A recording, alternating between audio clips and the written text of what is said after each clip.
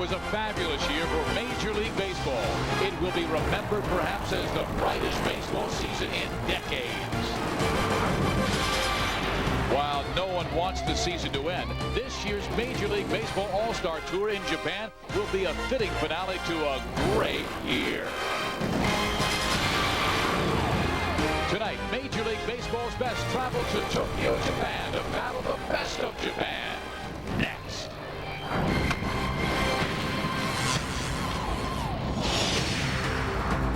From the Tokyo Dome in Tokyo, Japan, Fox Sports Net is proud to present the 1998 Major League Baseball Japan All-Star Series as the Major League All-Stars take on the Yomiuri Giants.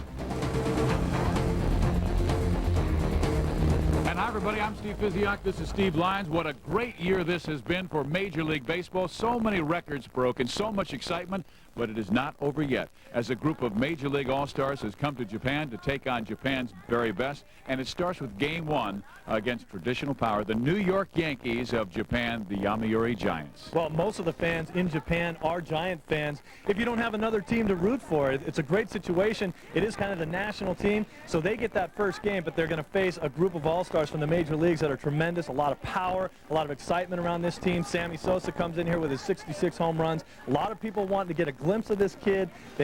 Everywhere he goes, they're going to follow him around, and it's going to be a tremendous experience for him. Not unlike what he went through at the major leagues this year. So much attention was paid to Sammy Sosa through this season, something that he hadn't experienced in years past, and he's going to get that same kind of treatment in Japan. You know, the Japanese fans really know American baseball. When Sammy Sosa got off the airplane, it was unbelievable, the response. What is he like? What makes him so special? Well, I think the thing that made him so special this year is the fact that he's a much more disciplined player. He's still a great bad ball hitter, and what I mean by that is you can throw a ball over his head and he can hit it. You throw it off his ankles and he can hit it, but he's a little more disciplined this year. He took the walk, he hit for a much higher average, and he led all of baseball with 158 RBIs and those 66 home runs. All right, they call him Godzilla for Japan, Hideki Matsui. He's their power hitter. 34 home runs. This is a kid that probably can play in the major leagues. He may get his opportunity someday. All right, we have Curt Schilling going for the Major League All-Stars with the explosive fastball of 95 miles an hour. It's the Major League All-Stars against the Yomiuri Giants next on Fox Sports Net.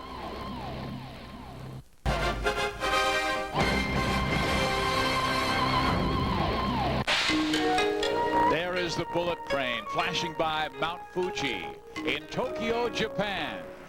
And we come inside the Tokyo Dome in Tokyo for the Major League Baseball Japan All-Star Series. There's the skipper of the Major League Baseball team, Mike Hargrove, the manager of the Cleveland Indians, and Shigeo Nagashima, who was Sadaharu Oh's teammate and five-time Central League Most Valuable Player. And look at Kaneshiki. 333 does not represent his weight. I think it's a little more than that, but he will throw out the first pitch, Mr. Lyons. Oh, you know, sumo wrestling's one of the other passions there in Japan. Sumo wrestling and baseball. Let's check out the first pitch. Look at that. Got Binya hacking up there, didn't he? I throw him that changeup in the outside corner. He weighs 333 in his dreams, though, I'll tell you that. He is from Hawaii. Now let's check out the starting lineups that Mike Hargrove took to home plate. He will lead things off with his second baseman, Fernando Vina of the Milwaukee Brewers. Then go with Jason Kendall of Pittsburgh. Carlos Delgado will hit third. He hit 38 home runs in '98, but how about the season by Sammy Sosa? 66 and 158. Greg Vaughn of San Diego hit 50 this past year. Then his third baseman, B.J. Surhoff. Garrett Anderson of the Anaheim Angels. Devon White and Ray Ordonez, the shortstop from the New York Mets. And there he is, Yusaku Iriki, who is the pitcher for the Yomiuri Giants this past year, won 7 games. Yeah, against 2 losses, Steve, with a 3.58 ERA. And defensively, Shimizu will be in left field, Matsui in center, Takahashi in right field, Goto, Kawai, Nishi, Kiyohara around the diamond, and Oda will catch Iriki. Well, here is Vina, who had a solid season for the Milwaukee Brewers, hitting .311 with 7 home runs.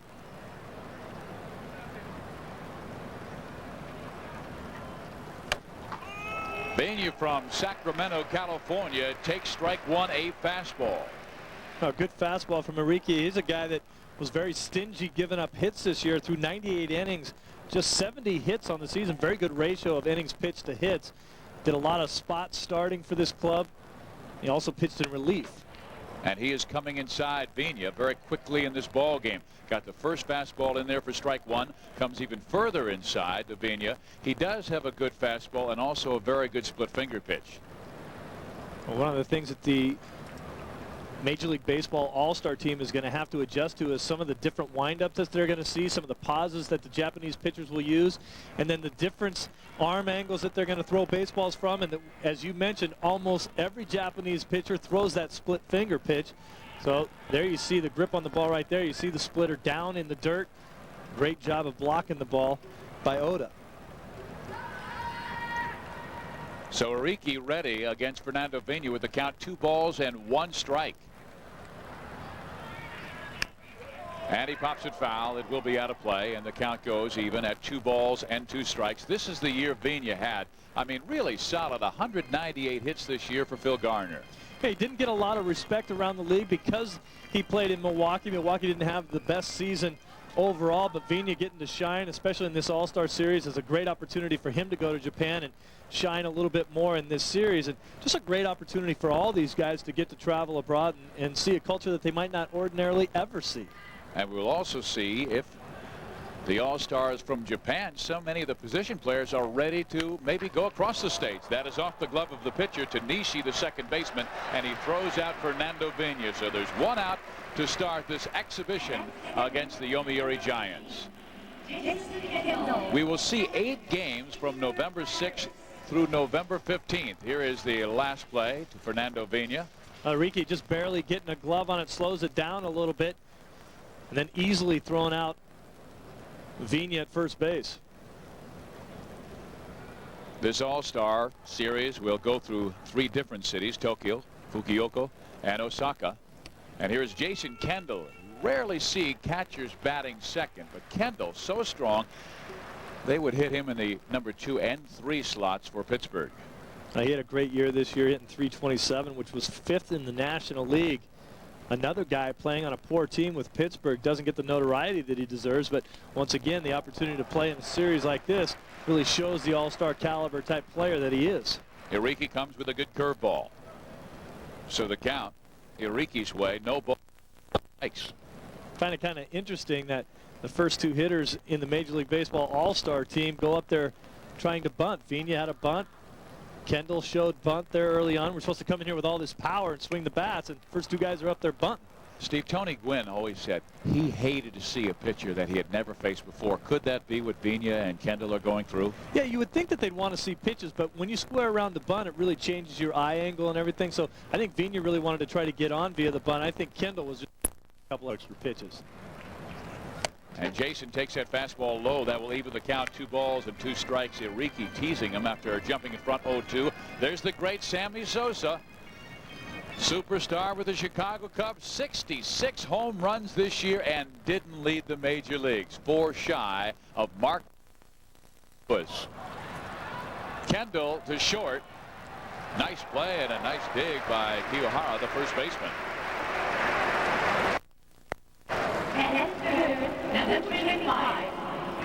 You can notice the pitches that Urquidy is throwing so far. He throws pretty hard. He's right in the low 90s with his fastball, but is very straight. He's going to have to rely on the breaking ball and the split finger to kind of keep the hitters off of balance if he wants to survive this game. Because I'll tell you what, any Major League Baseball player can hit a fastball if it's straight. I don't care how hard you throw. You better get some movement on if you're going to fool these hitters. And here is a guy who can really hit a fastball. Carlos Delgado, 38 home runs this year, drove in 115, and really is not only the physical but spiritual leader of the Toronto Blue Jays. There's a little off-speed pitch on the inside corner, strike 1. Well, Delgado had those monster numbers. You remember he missed the first 20 games of the season with an injury, and then he came back and had career highs in runs, hits, doubles, walks, and home runs with the 38 that he had. Again, want to come inside, and they did catch. And the Major League All-Stars go easily. Yusaku Urquidy gets them 1, 2, 3. We welcome you back to the Tokyo Dome in Tokyo, Japan. The Major League Baseball All-Stars will face this lineup, and it is extremely talented. Nishi will play second base. Shimizu will be the left fielder. Matsui led the league with 34 home runs. Kiyohara is a first baseman who has not only great power but great productivity. Takahashi with a 300 average, hit 19 home runs this year. Ishii will also be the designated hitter, and then it will be Goto, the third baseman. Masahiro Kawai is the shortstop, and Oda is catching.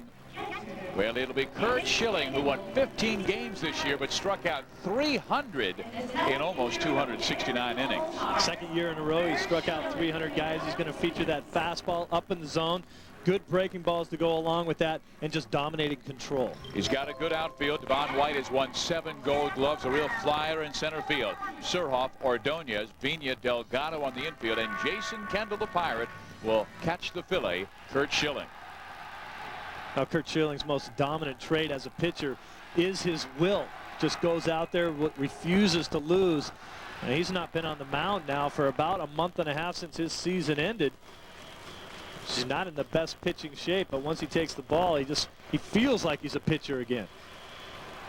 Well, Toshihisa Nisha is a very good batter with 11 home runs this year, hit 274. Look at that, 319 last season, 300 again this year. He is the dominant power pitcher in the National League. And that ball swung on and fouled off. 1 ball, 2 strikes. Schilling will blow that fastball right by you. A lot of the Japanese pitchers like to work down in the zone. Yeah, they're going to see a different look with Schilling going up in the zone. Nishi there ran back to the dugout to get himself a new bat. I'm not sure.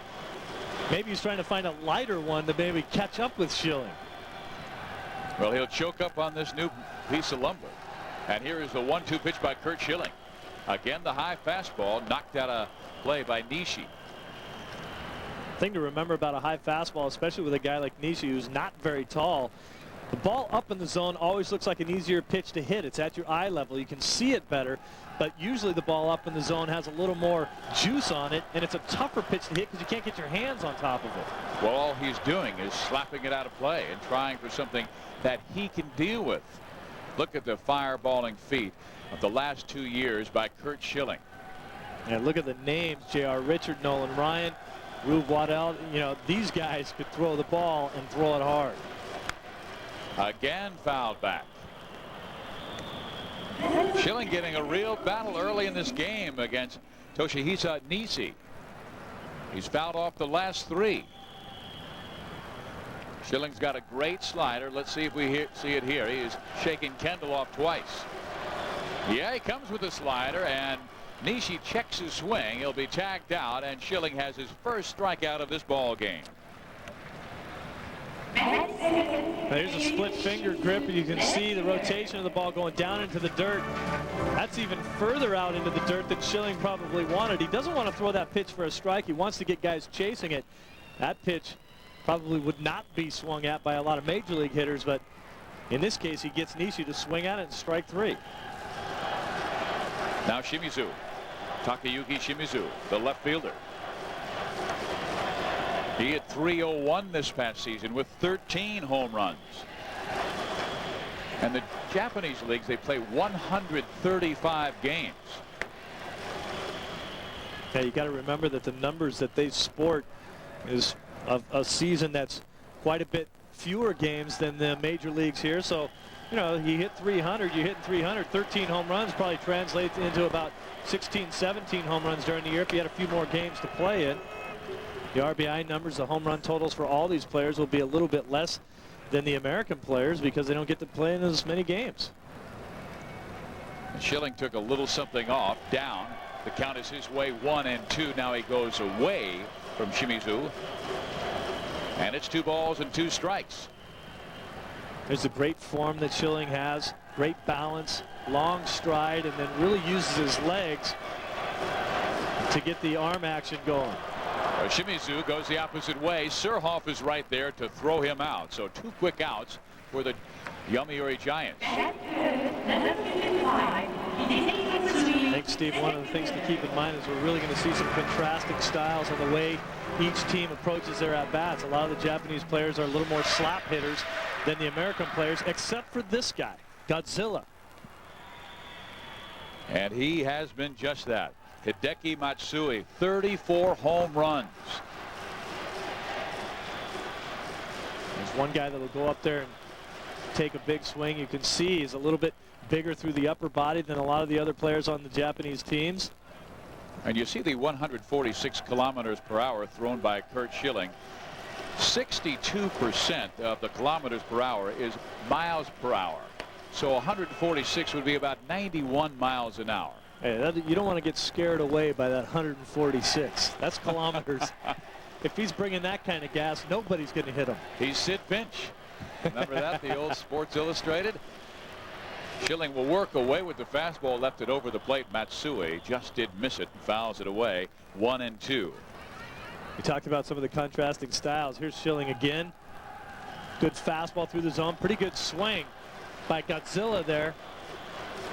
But a lot of the Japanese players, you'll see they bail and wail a little bit more. That front foot comes out. The front foot usually jumps up in the air. You know, Sadahara Oh used to have the big high leg kick.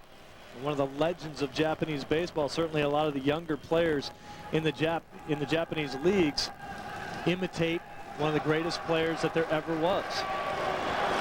And that's why he wears that number 55. That was not the number that Sadahara Oh wore, but the number of home runs he hit in a single season. And that is the mark that Hideki Matsui wants to shatter here in Japan. He hit 34 this year. And he smacks it out of play. The count goes full. 3-2. Matsui drove in 100 this year, led the league in both homers and runs driven in. And how about his swing? Great balance through the hitting zone. You can see he can almost draw a line right through his head, right through his back leg. Doesn't get out in front. That pitch got past him a little bit, but he didn't lunge out in front to try to hit it. Well, right now they're having a hard time with Schilling's velocity. He's got some movement on his fastball as well. His ball's always moving a little bit. When he gets it up or in the zone, then it starts to tail away from the hitters. The Japanese hitters usually great contact hitters, and that's why they're just going to slap away at him, especially after they get 2 strikes. Let up a little bit and a ground ball to the first baseman Delgado, and that will do it. So Schilling gets the Yomiuri Giants 1-2-3 in his first inning.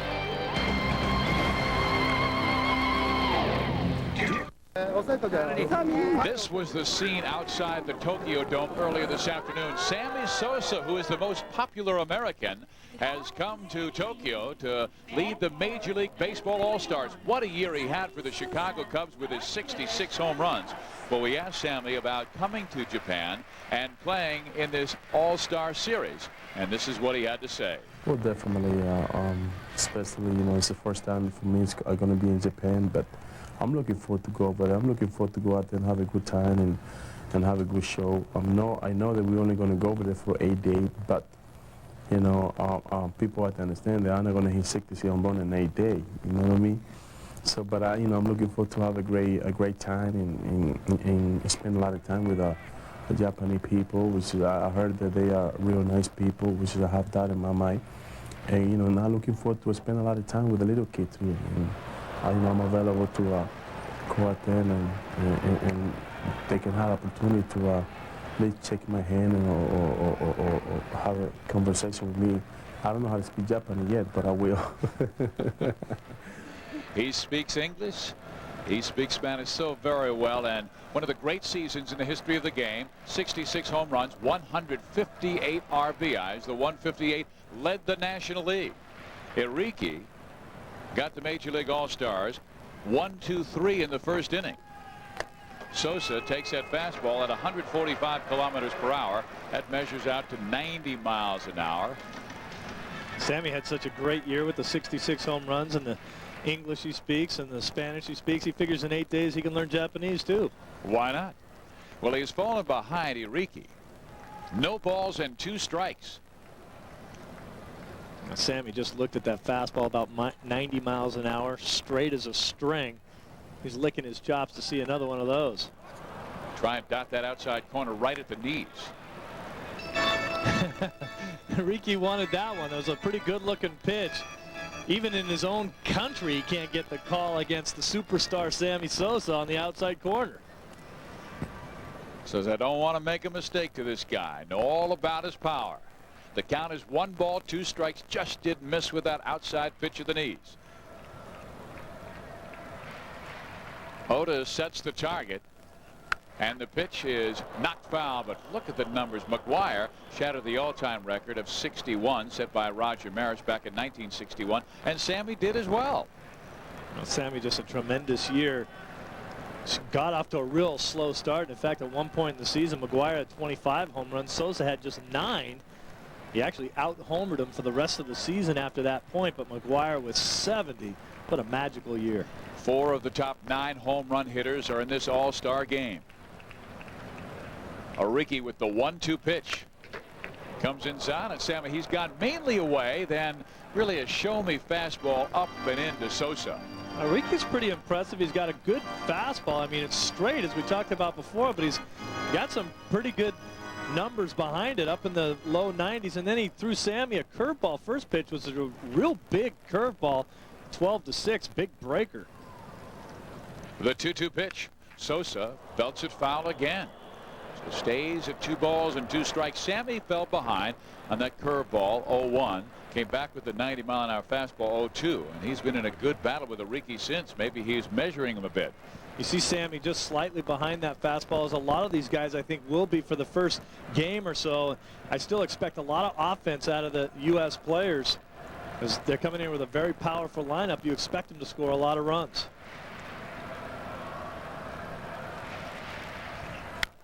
And Sosa got one up and away and belts it towards right field, and it is gone. What a start for Sammy Sosa. Well, Sammy said, don't expect me to hit 66 home runs in 8 days, but he's got 1 at-bat and 1 home run right now, so you never know with this guy.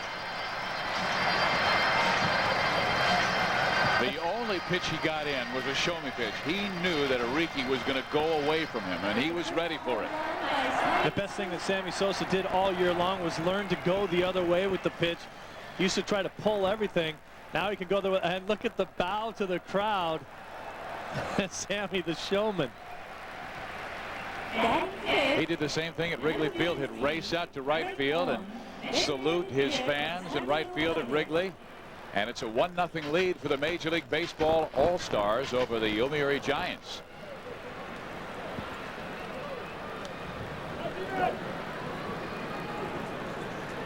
They have this exhibition in Tokyo, then 7 games against the Japanese All-Stars. Again, from November 6th through November 15th. And here in game 1, Mr. Sosa has gone deep. Yeah, you just get the feeling that Ariki threw him 1 too many fastballs. Where's the patented hello to your mother there, Sammy? Pretty good curveball by Ariki to Greg Vaughn now. Well, 1998 will certainly be a year for him to remember. I think it's a year for all of us to remember. What a tremendous season for a lot of guys in Major League Baseball, certainly Sammy being one of them. Now Vaughn again with a good curveball by Ariki, and Greg is gone. Well, that's the curveball that I thought that Ariki might come back to Sosa with. Look at it, it's a big, there's the home run by Sosa. The ball got up in the zone, straight as a string fastball, as we talked about before. Sammy just took a few swings to figure out how to catch up with it. He hasn't been at the plate for a while after the playoffs were over. But look at him. Look at the great balance that Sammy has. Just lets the ball get up in the zone, get in on him, so then he can power it down the line. It actually went off the foul pole. Sammy taking his time down first base. Now B.J. Surhoff, one of the stars of the Baltimore Orioles this past year. And Sammy not only drinks the water, he'll shower himself with it. He likes to wear it. Curveball stays high to Surhoff. And here's a guy who is a good curveball hitter. Surhoff, a great breaking ball hitter because he likes to go the other way with a lot of pitches. He can wait a lot longer than a lot of players will, and then he'll just shoot the ball into left field. And he pops it foul. It will be out of play. Count 1 ball, 2 strikes to B.J. Surhoff.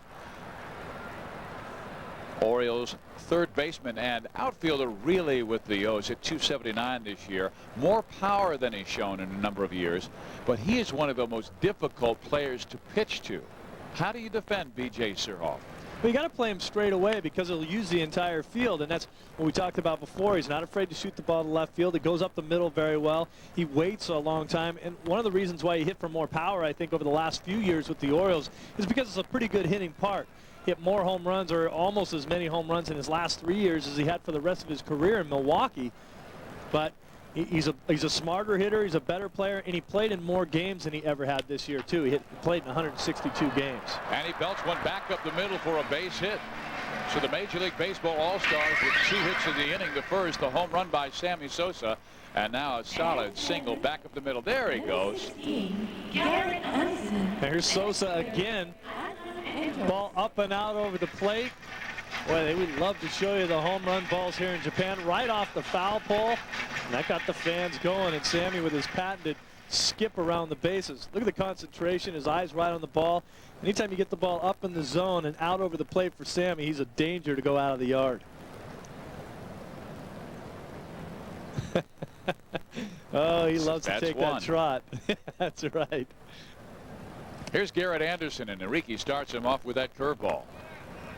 Garrett Anderson with a very solid season for the Anaheim Angels, hit 294 with 15 home runs. Most of his power came late in the season, but this is a flat good hitter, just 26 years old. Well, for his size, I think the Angels have always wondered why he didn't hit more home runs. The 15 that he hit this year, you know, I've always been one of those guys that says you don't have to hit home runs to drive in runs. And for the last 2 seasons, Garrett Anderson has proved that you can drive in a lot of runs without hitting the ball out of the park as many times as a lot of people think you have to. He's had less than 20 home runs in each of his last 2 seasons, but he's certainly had productive at-bats and driven in a lot of runs for the Angels. Enrique brings it, and it gets away, and a passed ball by the catcher, Oda. Surhoff goes to second base in the play, so the Orioles' third baseman is in scoring position. There's Oda, who did not play much this past year. And there aren't too many catchers who play with spectacles. Yeah, he only had a couple at-bats all season long. I think he got crossed up right there. He's looking for a breaking ball. He got a fastball instead. That thing hit him right off the shin guards. Didn't even get leather on it. You know he was looking for a different pitch when something like that happens.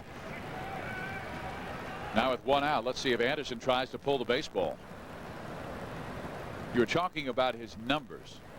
1997, he only hit 8 home runs, but he drove in 92. That's productivity. He does try and pull it, and pulls it to the first baseman. They will make the play 3-1. Surhoff goes to third in the play. Now 2 outs. And 8, number 22. 1998 was a year that we fell in love with the home run ball, considering Sammy hit 66, McGuire hit 70. But there's a lot of guys out there that can do a lot of things without hitting a lot of home runs. Here's Vaughn White, 22 home runs on the year. Very productive season for him, but you still see 86 RBIs with just 22 home runs. That's a pretty productive season. With the Arizona Diamondbacks 2 years ago, he played for the world champion Florida Marlins. He is wearing that Diamondback uniform, but he is a free agent, and there are a lot of baseball teams that have been courting him. Curveball stays high. Well, the numbers that he put up this year, he just seems to be getting to be a better and better player. He's always had the great defense. People worried about his offensive numbers for a while, but this year with the 279 and 22 home runs and 86 RBIs, that's his best production since his rookie year way back in 1987. So he seems to be getting better again. 35 years old. He was born in Jamaica, and he started his professional baseball experience with the Angels organization. They then traded him to the Toronto Blue Jays. Played for a world championship there, and a world champion with the Marlins.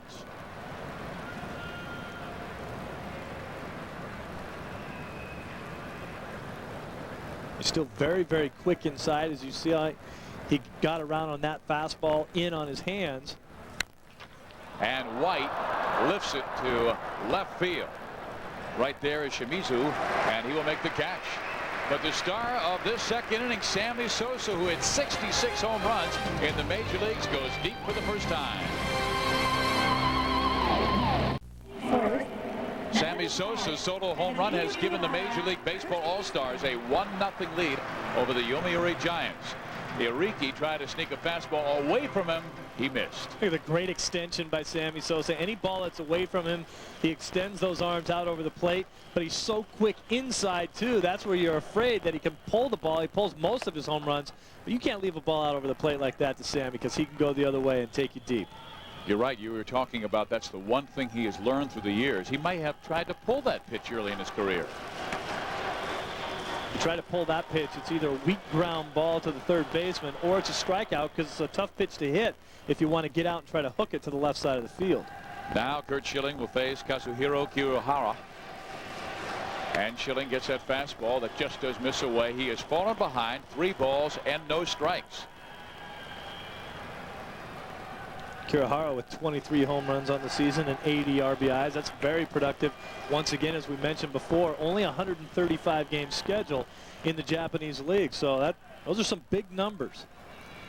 They do have some power in this lineup. Matsui at 34. He ended the first inning.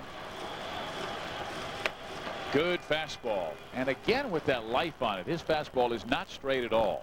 You can see a definite difference between the two pitchers in this ball game. Schilling has the good tailing action on his pitches, and Iriki has a straight fastball. Well, he left it up in the strike zone, and it is belted towards right field, but racing over Sammy Sosa, he will make the catch. And Curt Schilling doing his job retiring the first 4. How dominating was Curt Schilling during the year?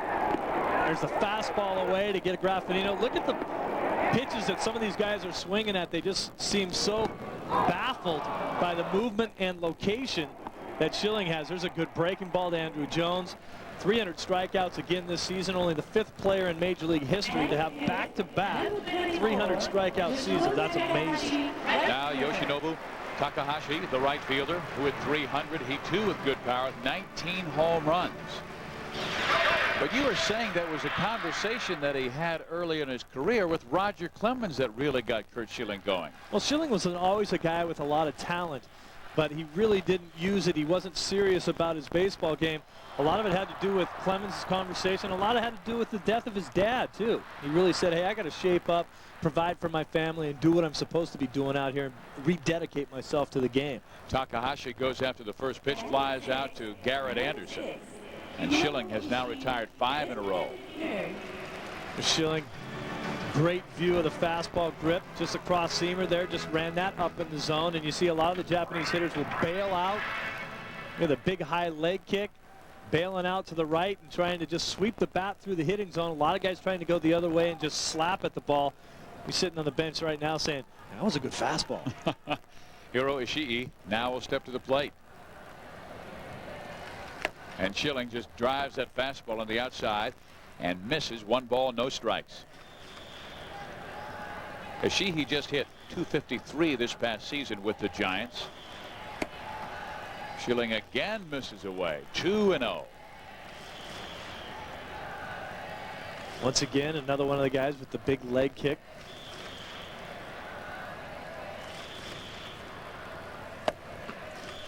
And Steve, I know it is a timing device, but aren't you hitting a lot of upper body when you're expecting fastball and getting changeup?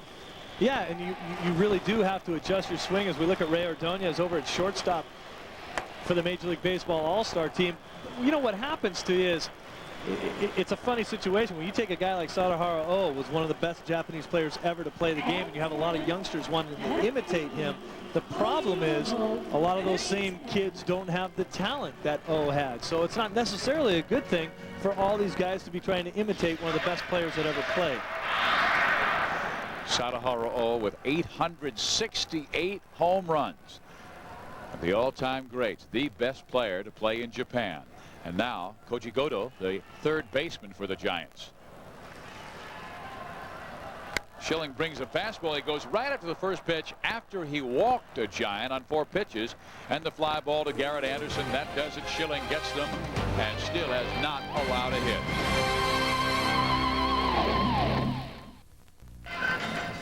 Ray Ordonez of the New York Mets will lead things off for the Major League All-Stars as they have a 1-0 lead against the Yomiuri Giants. Curt Schilling with 2 shutout innings. Sammy Sosa with the home run. And Mike Hargrove has to be pleased with the way his club has pitched and hit in the first 2 innings. They have 2 hits, the home run by Sosa, the single by Surhoff. But here's a kid they not only feel is going to improve dramatically offensively, but he's there defensively. Ray Ordonez. Well, the numbers that he had this year, 246 with just 1 home run and 42 RBIs. You can forget about that. He's going to get paid his millions of dollars because of that piece of leather that he wears on his left hand. Unbelievable defensive player. He sends one in the alley in right center, but it is run down by Matsui in center field.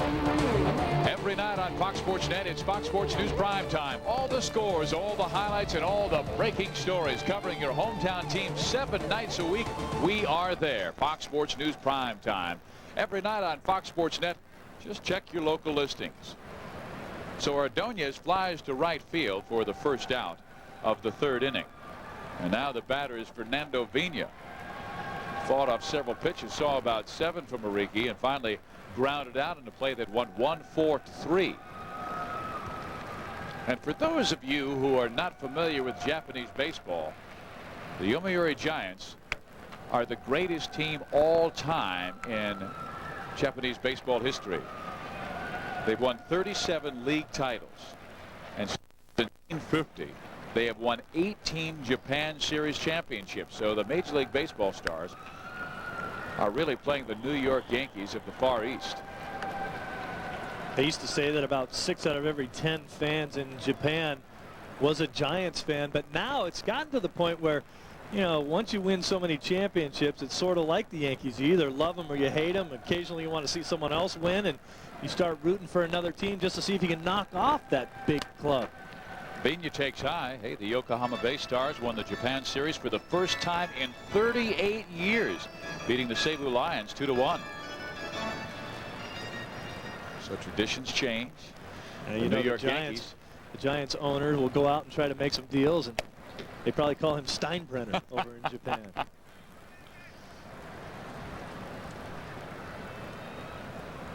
Sosa has given the Major League Baseball All-Stars a home run and a shot down the right field line that hit the foul pole. Vina takes a fastball in the inside corner and works the count full 3-2. Well, one of the reasons why Sammy Sosa was so successful this year was because of his personality too. Really eats up the attention. He loves it.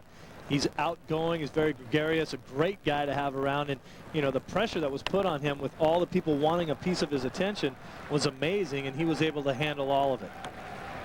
Do you think he helped out, maybe taking some pressure off Mark McGwire, who's a little less open than Sosa? I think there's no question that he helped out. I think that he made Mark McGwire a better player. I think in a roundabout way, he made sure that Mark McGwire won the home run title because of his ability to bring Mark out of his shell and let him relax and be a better player because of the personality that Sammy has. And Sosa chased him the whole time, but it seemed like McGwire, every time Sammy would get close, McGwire would hit 2 more in one game.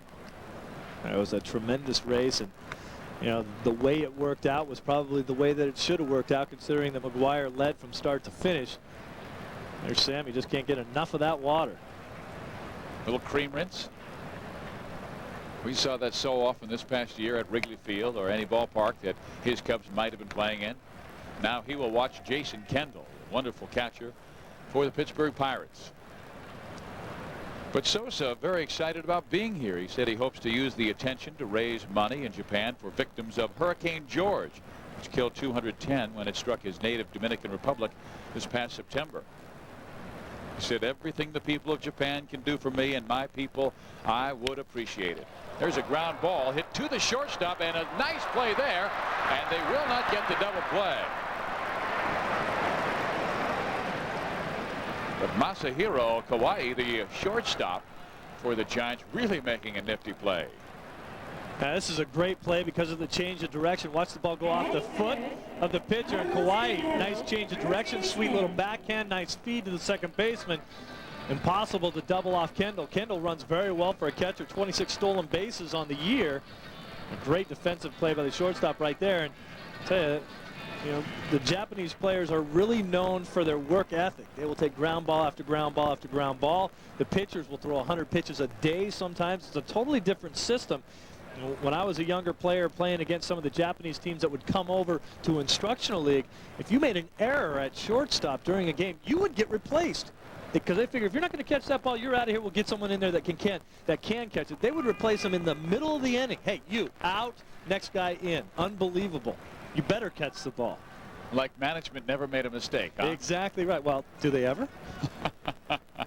That's universal, isn't it? Sosa's waiting on deck. Right now it's Carlos Delgado, who hit 38 bombs for Toronto this past year.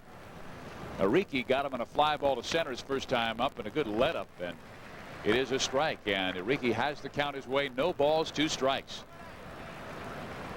Real breakout season for Carlos Delgado. You look at the home run and the RBI numbers, it just keeps getting better and better each season. He had the injury problem to his shoulder, and he missed the first 20 games. No telling what kind of numbers he could have put up with another 20 games. It was like the Japanese season that he had. Tim Johnson, the manager of the Blue Jays, says he is their leader in that clubhouse, and he smacks one hard to right field, and it drives Takahashi back to the wall, but he makes the catch, and we will see Sosa lead off in the 4th inning. Welcome back to the Tokyo Dome.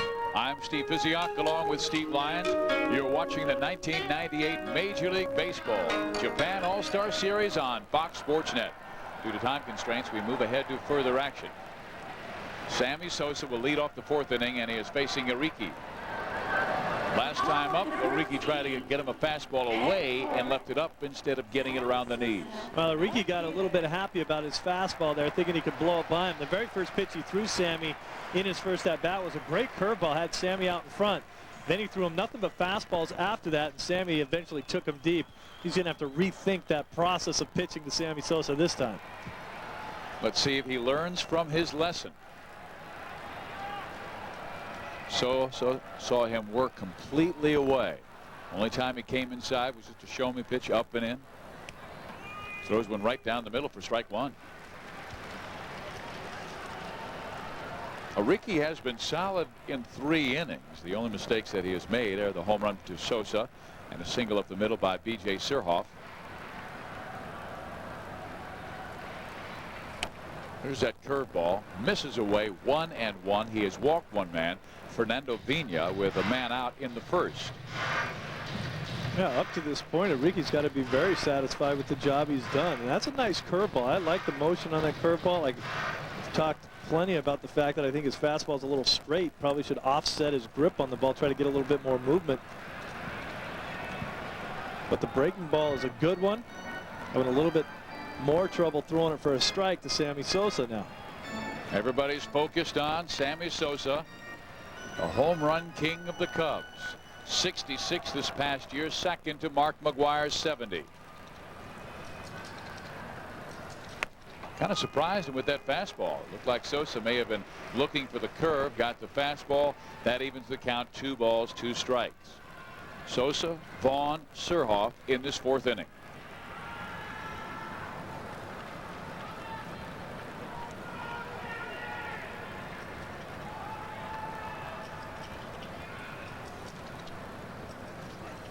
Ooh, good fastball, and he knifed that one low and inside to Sosa.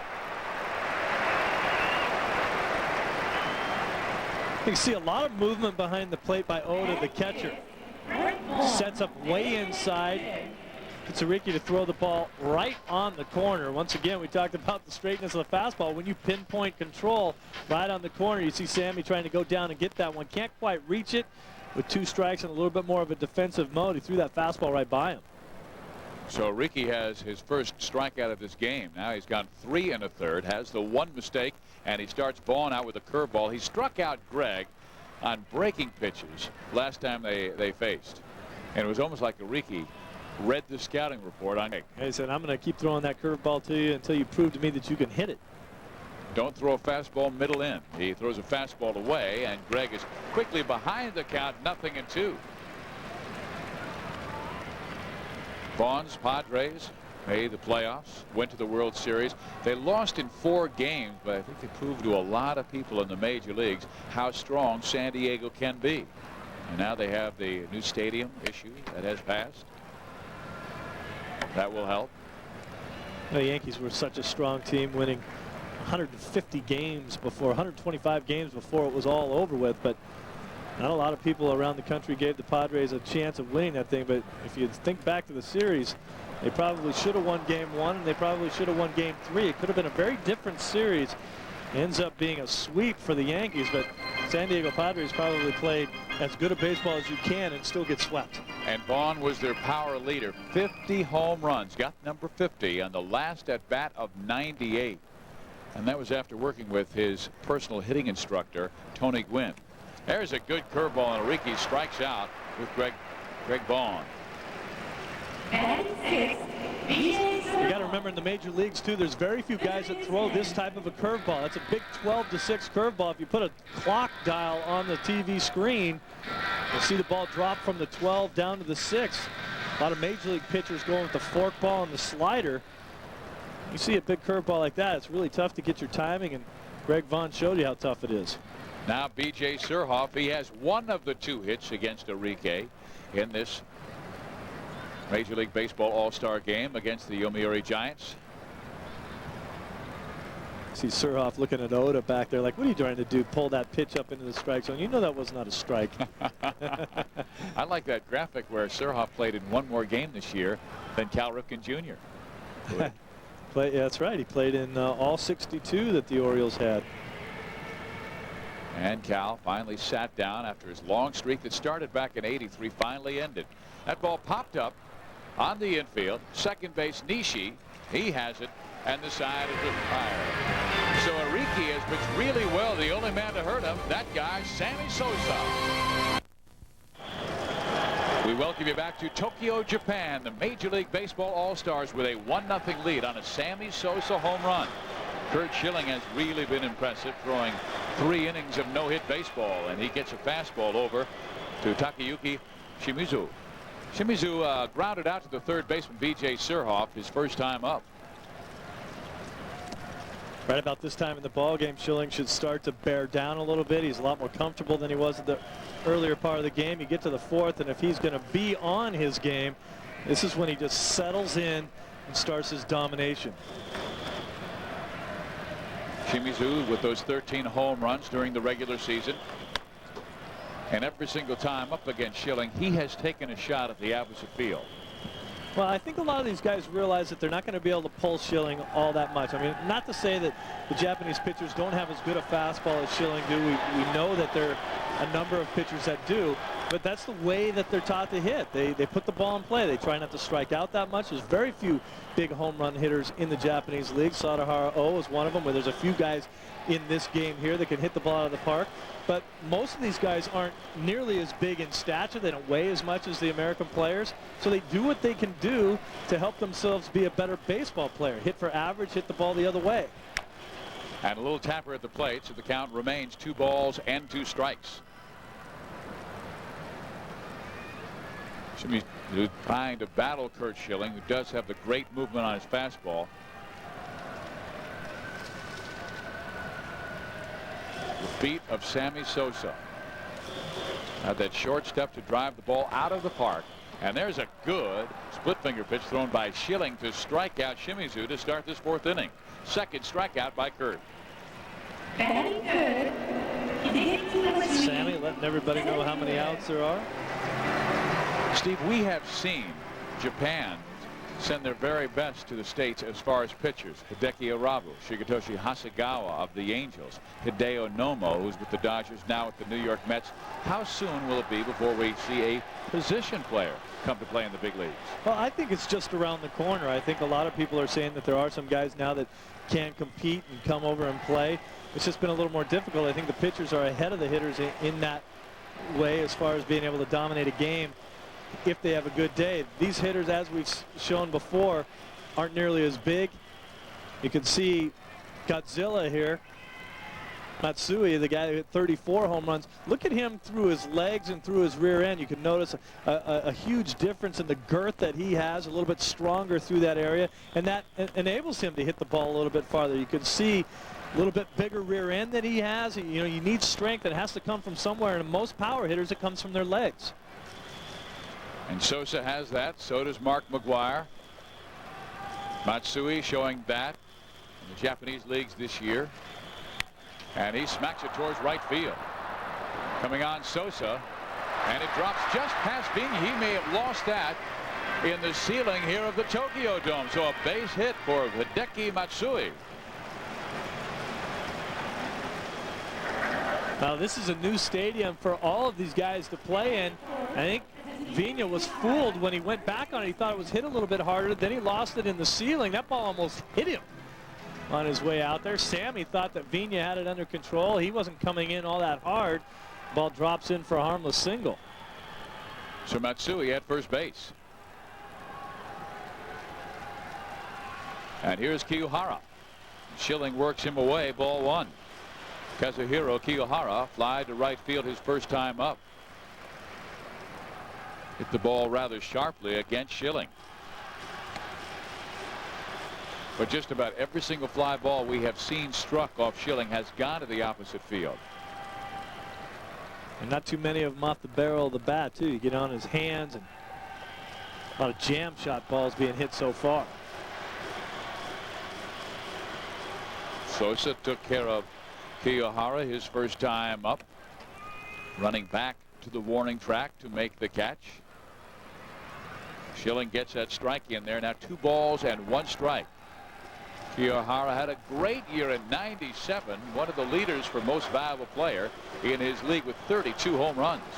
And he waves at that Schilling offering. Counts even 2-2. In his career, he has 384 home runs. And the Giants have long been the power in the Japanese baseball leagues.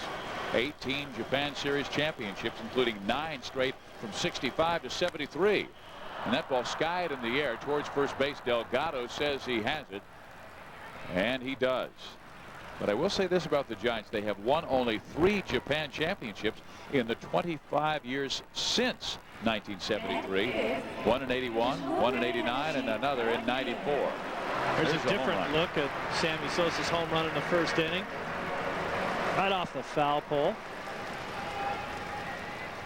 One of the things that you have to remember also is, by and large, the stadiums and the dimensions of the stadiums in Japan are a little bit shorter also. You don't have to hit the ball quite as far to get it out of the ballpark.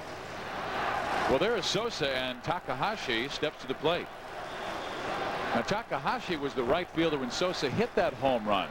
Takahashi went over, grabbed the baseball, and didn't throw it into the stands. He took it back where he's going to have it on his memory shelf at home. It's in his back pocket somewhere. It's probably locked up in his locker right now. He was the first-round pick by Yomamura in 1997. Hit 19 home runs this year and takes that fastball on the inside corner, evening the count 1-1. Schilling has consistently been around 88, 89, 90, 91 miles an hour in this game. Sosa's the difference with his home run to right.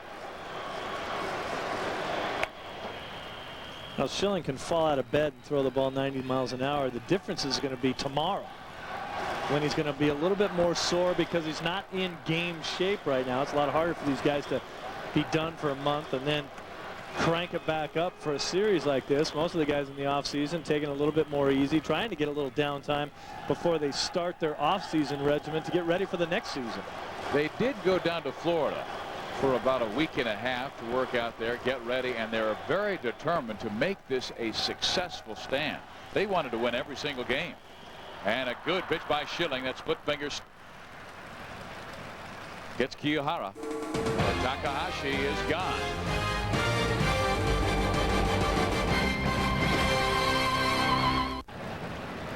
Yomiuri goes with a new pitcher, Katsuhiro Hiromatsu, and he will face Garrett Anderson, who goes after the first pitch and lifts it in the air to left field.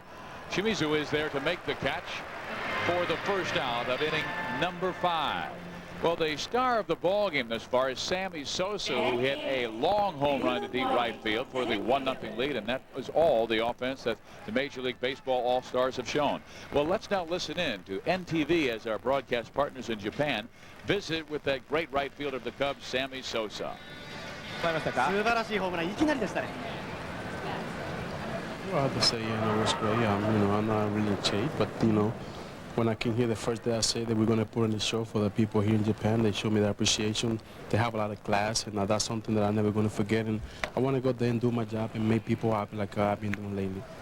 とにかくですね、コンディション的にはそんなに良くないんですけども、日本には素晴らしいショーを見せるために来た。そして皆さんこれだけ応援に来てくれてるんだから、いいプレーをしたいと思って頑張りました。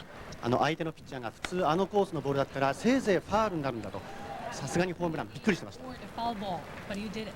Oh yeah, as I said to you, when you're not in shape right away, this is gonna take a few swings till you get comfortable at the home plate. But be patient, and he's a pretty good pitcher. I have a lot of respect for him, and he challenged me, and that's something that don't happen every day. But he can, with his bat, and he did something for me right there. And I got it pretty good. 彼は素晴らしいピッチャーだと思います。自分のコンディションはあんまり良くないんですけれども、非常にペイシャント、忍耐強くやっていい球が打てましたと。ですからこれからも頑張っていきたいということですね。最後にもうファンにはおなじみになってます。例のソーサ選手のポーズをカメラに向かって一回お願いできますでしょうか。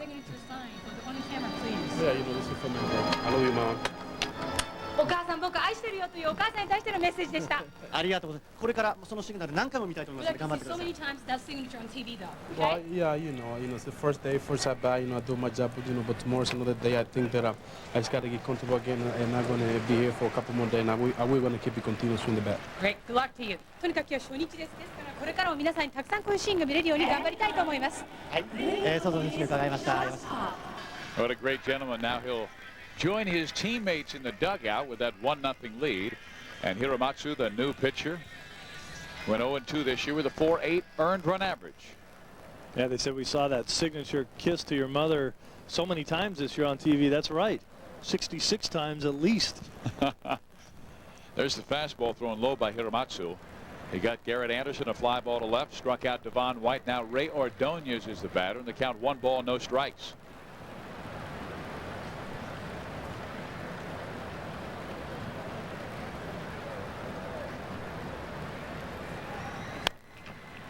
Fouled off by Ray Ordonez, but you're talking about the hesitation, the different deliveries that some Japanese pitchers will show.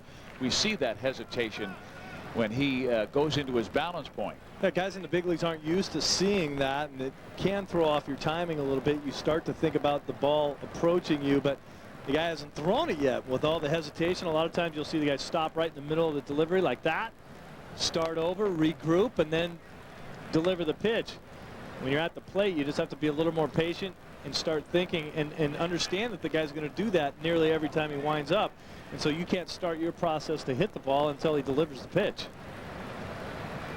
Hiramatsu again, this time brings a breaking ball. Ordonez fouls it off. The count is even, 2 balls, 2 strikes.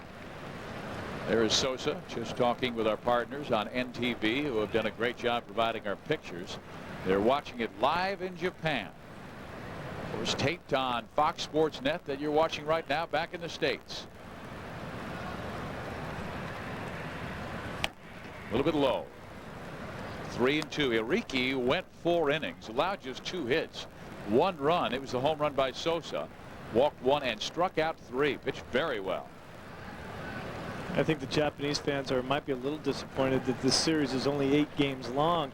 You're going to see 2 shortstops on the American team, both Garciaparra and Ordonez on this ball club as the ball gets away from Oda. Ordonez draws the walk, but he is such a tremendous defensive player that in 8 games you don't really get the great idea of the greatness of his defense out there at shortstop. He's not going to get the chance to make that many plays. He has won 2 Gold Gloves, and when we see the Japanese All-Stars, I can't wait to see Kazuo Matsui from the Seibu Lions, who were runners-up in the Japanese World Series. He's only 23, but they say his defense is along the lines of Ordonez and that we will be impressed. Here's Fernando Vina. And Vina, his first 2 times up, has grounded out and walked. This is number 3. Fernando takes low. Well, boy, he really enjoyed the big welcome banquet they had on the first night here in Tokyo, Japan. Ray Ordonez joined him at the buffet line. Call it Tabahodai in Japan. Fernando's really piling up, isn't he? Yeah, they're not afraid. I hope they had enough food there because the boys can eat. And so too can Mike Hargrove, who is the skipper of the Major League Baseball All-Stars. I wonder how he's enjoying the buffet. I figured Mike would like it. Learning the language already, too. He knows the one word. Vaughn with pretty good power, 7 home runs this year. And he smacks that fastball thrown by Hiramatsu to right field, but Takahashi is right there for the catch. It's 1-0 with a Sammy Sosa home run here in Tokyo, Japan.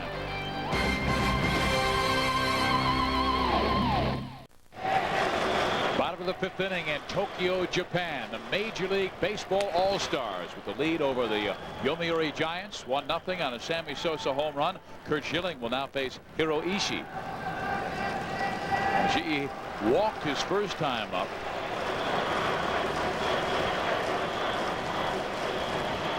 Schilling bounces one in the dirt. 1 ball, 1 strike. Could this be the time where he may start to tire?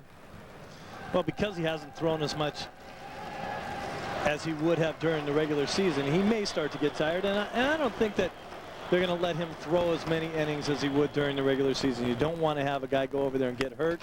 Well, that's busted to left field by Ishii in one of the rare fastballs we've seen turn and pulled in this game. Most of the shots have gone to the opposite field. Well, Ishii with a very short, quick swing. See how short this swing is. Quick, it stops right there after contact. There's a solid single to left field. So Ishii on at first base. And now Koji Goto will be the batter. He is the 3rd baseman. Delgado will hold the runner. Now we get a chance to perhaps see that sterling double play combination of Ray Ordonez and Fernando Vina. Schilling will likely work down in the strike zone. And no, he's coming with that high fastball. Well, Schilling a pretty good ground ball pitcher when he needs to be.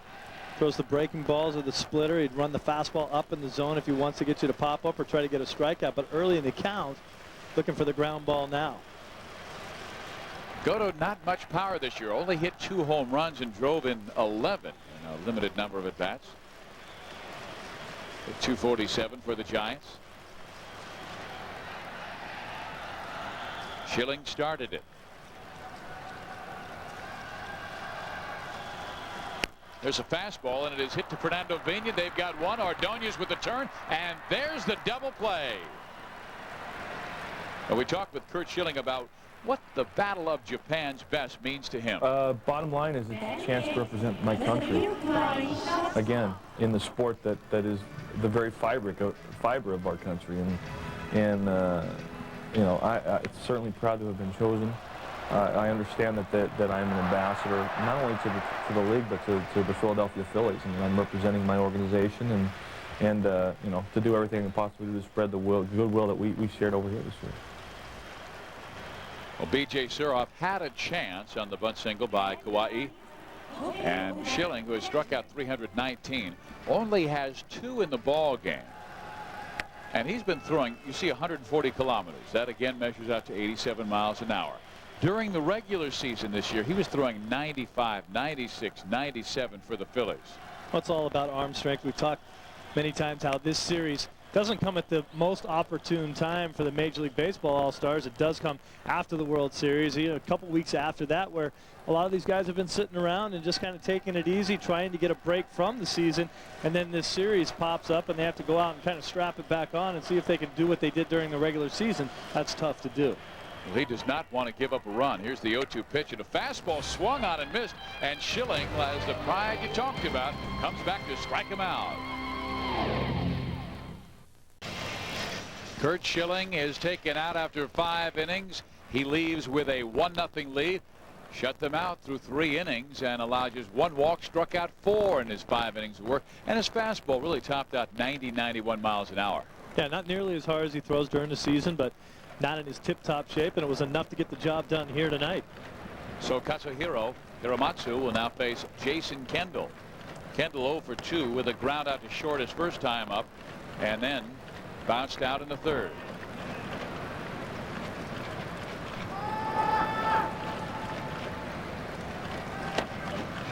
There's that breaking ball that just misses outside 2 balls and no strikes.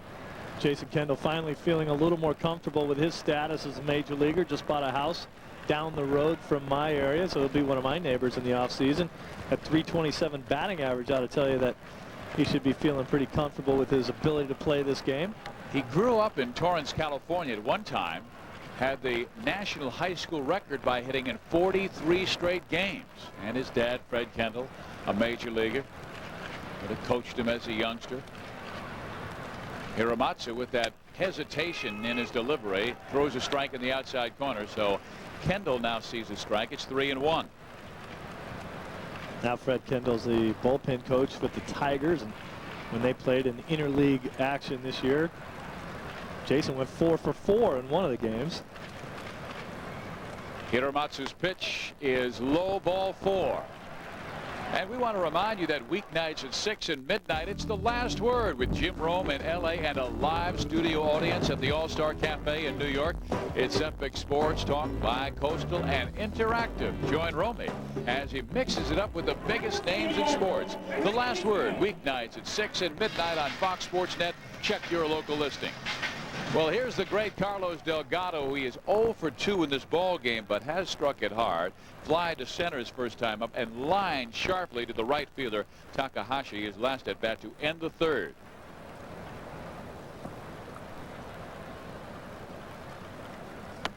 Now the man at first base, he's dropped that hesitation at the top of his balance point in his delivery, and he throws low and away to Delgado, 1-0. Here's a guy, Kendall, with pretty good speed. He set a National League record this year with 26 stolen bases by a catcher. In the dirt, 2 balls, no strikes. Kendall not really built like a typical catcher, doesn't have a whole lot of extra weight on him. But really the reason why catchers aren't known for good speed is because they have to squat all the time. It kind of takes, your legs are very strong from doing that, but at the same time, it takes the speed out of your legs when you have to sit back there. Kendall's still a young guy. We'll see if that catches up with him a little bit later in his career. Delgado, a former catcher, came up in the Blue Jays minor league system as a catcher. And actually his first year was their catcher when he hit those 9 home runs in the month of April to really take the big leagues by storm. There's a fastball right at the knees, 2-1. But now the Blue Jays have moved him to first base because they feel he can play every day. Sosa will be next. Sammy with the home run his first time up, struck out his last at bat. Hiramatsu with the 2-1 pitch, and it is swung on and missed. Took something off, evens the count, 2-2. Real good breaking ball there to the outside part of the plate. Delgado chasing that one. Katsuhiro mainly a reliever for the Yomiuri Giants this past year. Pitched in 29 games, only threw 33 2/3 innings.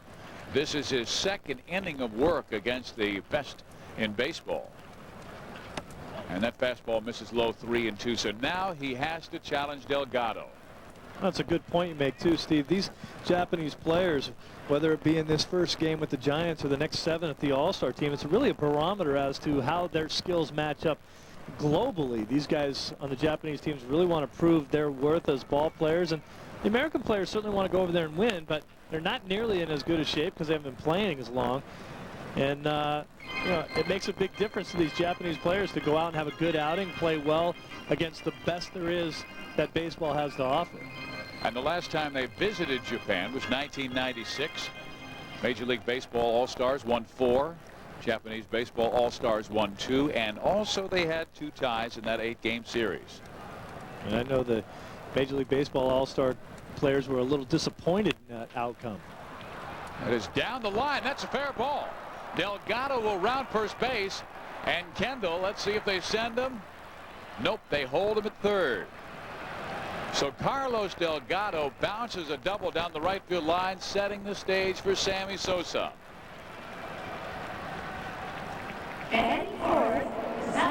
Would you walk him? First base is open. He is one of the greats. I think in a normal situation, in a regular game, you probably would walk him, but I think for the fact that this is an all-star series and that the most attention's put on Sammy Sosa to come over here and play, and I put the emphasis on the word play, I think they'll pitch to him because I think they want to give the fans a treat of that opportunity to pitch to Sammy Sosa. Well, Sammy hit his 67th home run of the season in his first at-bat here overseas. He hit 66 during the regular season in the National League, leading his Cubs to the playoffs. And there's a foul ball. He had a big hack at that breaking ball, too. I think that after Sammy's first 2 at-bats, I think they decided that maybe they should go to the breaking ball a little bit more, even though in the second at-bat they did strike him out on the fastball inside, trying to set him up. There's Godzilla wearing the number 55, the number of home runs that he'd like to hit to surpass or to tie Sadahara the most home runs in any single season for a Japanese player. Sosa takes low and outside. Sadahara won 15 home run titles in the Central League. How dramatic is that? Well, the U.S. Major League record for most home runs titles is 12 by the great Babe Ruth. He won the Central League Most Valuable Player Award 9 times. Sadahara a total of 868 career home runs. Delgado second base, Kendall at third. And here is the 1-1 pitch to Sosa. And he swings and misses 1 and 2. That's amazing. You can hear just a few people yelling in the background, but for the most part, when Sammy Sosa's up, the place is as quiet as can be. Everybody concentrating on the at-bat. There's the breaking ball. Sosa swinging through it again. Sosa's still right on that breaking ball. You see the balance. He's not out in front. He's not getting beat by it. That's pretty scary when you can throw him a breaking ball and he's sitting right on it. Let's see what he's looking for here with the count 1 ball and 2 strikes.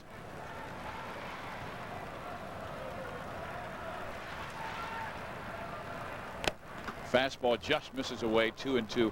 And when you consider that the Japanese Baseball League season goes 135 games, Sadahara hit his 55 home runs in 135. If you project that over to a 162 season, it would equal the total that Sosa hit this year. 66. That's a lot of homers.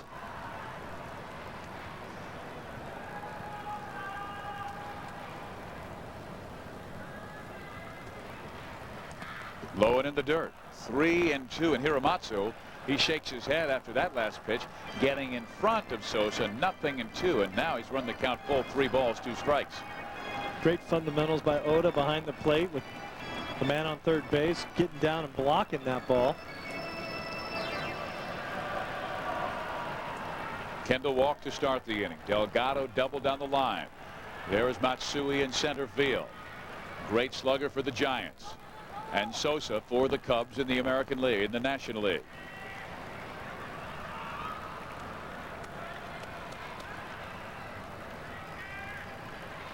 Fastball fouled off. Well, they challenged him. You really see the difference in the personalities between Matsui and Sammy Sosa. Matsui, I don't think, has cracked a smile during this entire game. Sosa bowing to the crowd after the home run, having fun out in the outfield.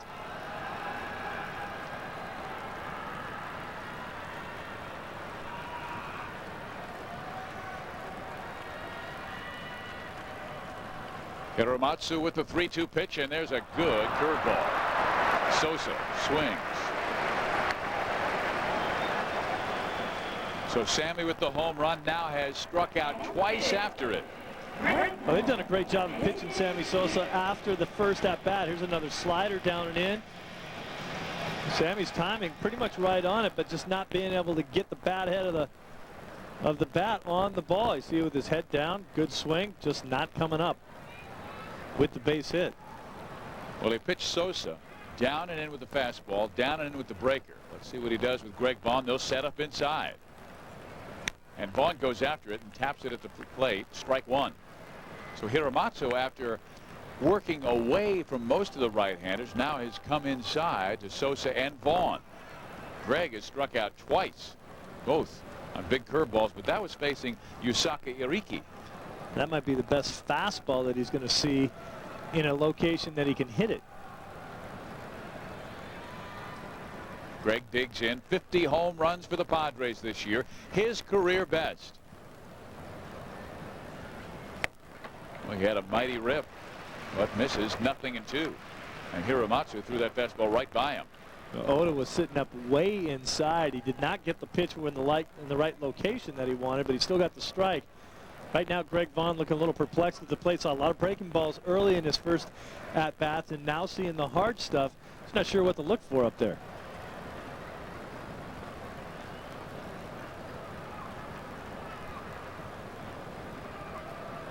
See where Oda sets up.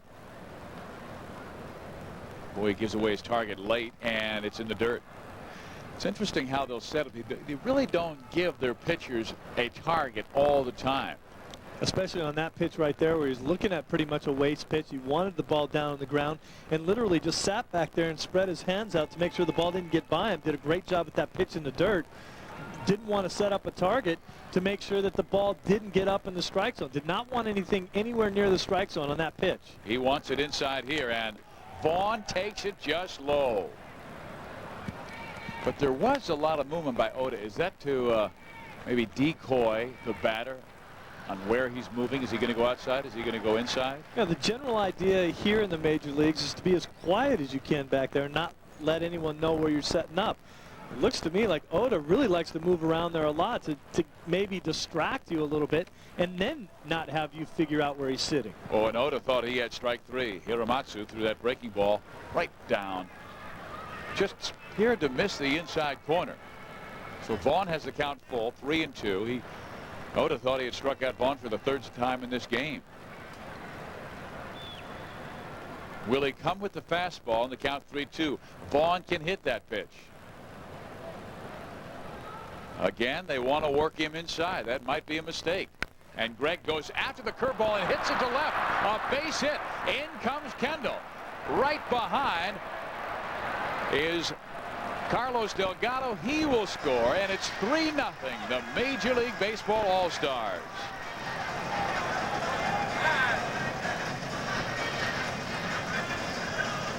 Well, Greg Vaughn getting it done with a turf hop hit right here. Just slams it into the ground, hits the top half of the ball on a breaking ball, and it gets the big hop over the third baseman. 2 runs will score. You see the throw in here, not in time to get Delgado. And we saw Greg Vaughn hit 50 home runs during the season, and he hit one of the shorter balls he's hit all year. Just tapped it in front of the home plate and got the big turf hop over the third baseman. It still counts for 2 runs. Well, it's not like they're hitting BBs off Hiramatsu in this 6th inning. The double by Delgado was a bounce over the first baseman's head, and now the double over the third baseman's head by Greg Vaughn. Well, he's given up a couple runs, but I'm pretty impressed with Hiramatsu and his stuff and his location and his ability to pitch the ball. I think he's gotten squeezed a little bit behind the home plate, even in his home country here. Afraid to call that called third strike on the Major League All-Stars. Good breaking ball there, and all of a sudden Surhoff behind 0-2. This has to be a tough pitch for a lefty, even as talented as Surhoff, to pick up. Surhoff is as good as anybody in the big leagues at setting up a hitter. You see him out there in front of the ball trying to pull the ball. Now he'll sit back, think the other way, and a little bit more up the middle now that he's behind in the count. And they will work away. Fastball with the runner going, and Vaughn is thrown out at third base. Nice throw by Kahihi Oda. Now look at the pitch. Pitch is called the ball. It was a pretty good looking pitch. Good foot action behind the plate. Nice tag at third base. Greg Vaughn trying to steal third base. I remember in the World Series he had a quad problem. Obviously that's healed up. He's feeling frisky enough to try to steal the base. It didn't work out too well. So let's see if Hiramatsu can finish off B.J. Surhoff. Tries to get him on that breaker, and it is tapped foul down the first base line. Count stays 1 ball, 2 strike. 3-0 ball game. Sosa's home run in the 2nd, a solo blast, and doubles in this inning by Delgado and Vaughn have produced 2.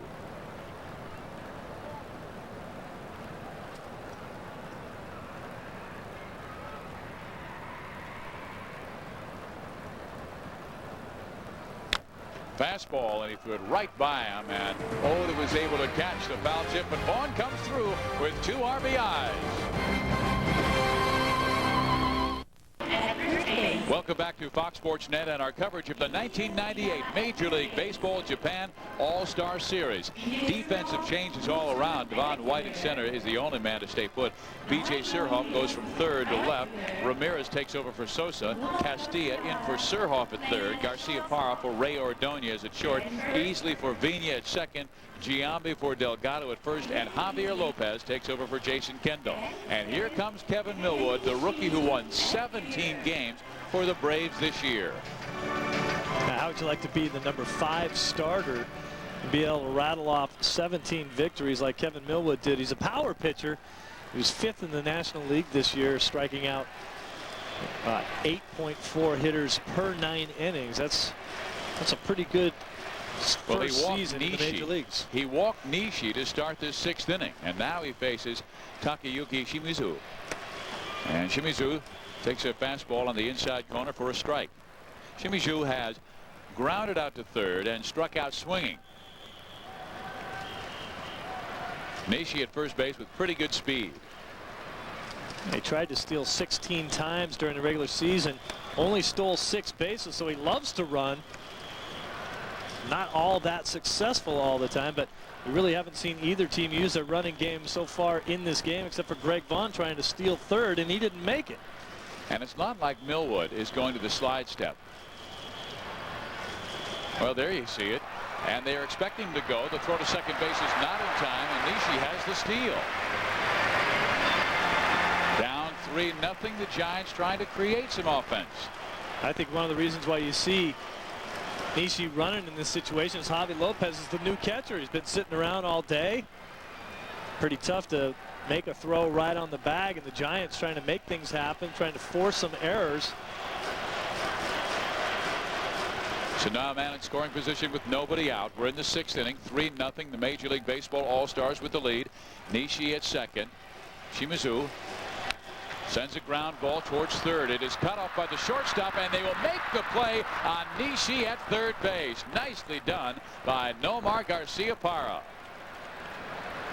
That was a nice play by Garciaparra, just inserted at shortstop. Bad play by Nishi. Anytime you're the runner at second base and the ball is hit to your right where you can see it, you shouldn't be going to third base unless it's a hard smash that goes through the infield. And now the great slugger of the Giants, Hideki Matsui, was grounded out and looped a single to right field in his last at bat. Matsui says his American hero is not Sammy Sosa, but the great one, Mark McGwire, who hit the 70 home runs to set the all-time Major League record for home runs in a single season. He hit 38 home runs in '96. This year hit 34. The most he's ever hit came last year. 1997, hit 37 home runs. Well, it was one shy of his 98 total, and he pops it foul. It'll be out of play.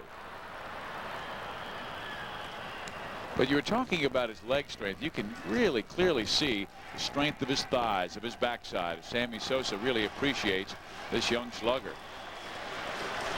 Well, most power hitters, most power pitchers get their strength from their legs, not necessarily their upper body. Certainly has a nice swing, a good powerful swing, but it's the anchoring and the leverage that he creates with his legs that gives him the power to be able to hit the ball out of the park.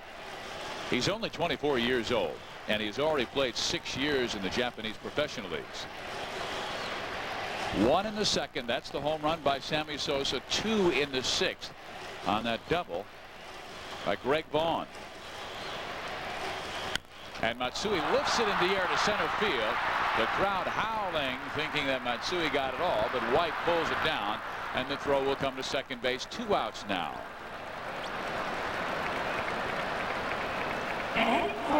Now Matsui looking out deep center field, thinking there's a little power shortage there. That ball got just enough up in the strike zone that Matsui couldn't get his hands up on top of it. Watch the ball riding up in the zone. Matsui trying to go up and get it. As a left-handed hitter, it's a little tougher to get that one. You have to hit the ball out a little bit further out in front of the plate. The ball, see, you can see he's saying right there, the ball get on me just a little bit. I couldn't quite get my hands up on top of it to drive it out of the center field. Now Kiyohara to right field and rather deep, and backing up and pulling it down. Manny Ramirez, the star of the Cleveland Indians. It remains the Major League Baseball All-Stars 3 and the Giants nothing. Sammy Sosa hit the first home run of this ball game. The Major League Baseball All-Stars got 2 more in the 6th inning. Now we begin the 7th, and Vinny Castilla will step to the plate. A great year Vinny had this past season. Another 40-plus home run campaign for the Colorado Rockies. And a new pitcher, Koichi Misawa, comes on for the Giants this year. Won 3 games and throws a fastball on the outside, missing 1-0. We talk about consistency. That's consistency. That is a lot of consistency right there. He's giving a little play-by-play of this baseball game, but sumo wrestling and Major League Baseball here in Japan are like 1 and 2 as the biggest sports on the islands.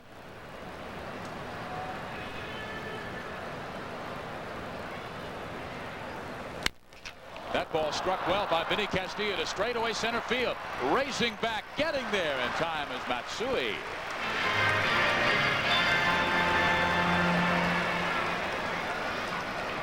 And what do you think the big fella had to say? Well, I'll tell you what, he's a very rare situation. He became a grand champion sumo wrestler in Japan and was born in Hawaii. Very rarely do you find a foreign sumo wrestler elevate himself to those heights. And even in the offseason, don't they have to hold their weight?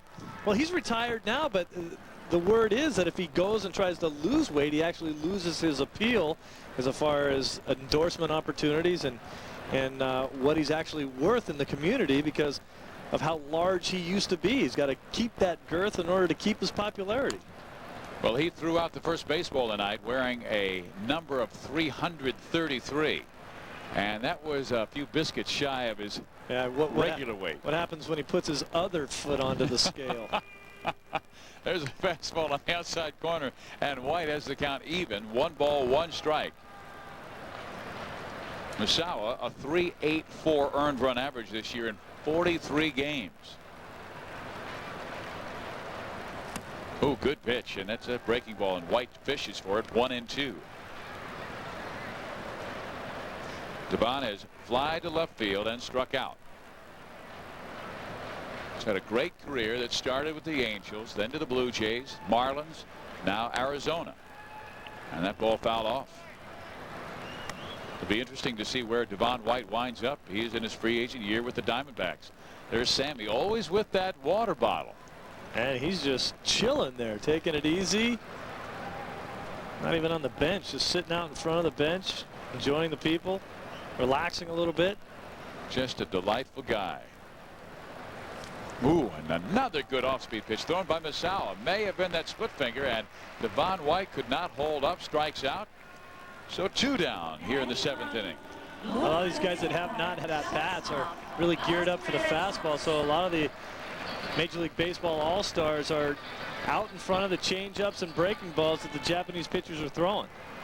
Now here's one of the great players in the baseball ranks right now, Nomar Garciaparra. You saw the power numbers, and for a shortstop, that is dramatic. But what surprised me so much this year with the Boston Red Sox making the playoffs was how they depended on Garciaparra and Mo Vaughn to come through, and they came through in the clutch so often. Yeah, both Garciaparra and Mo Vaughn had 7 RBIs in a single game.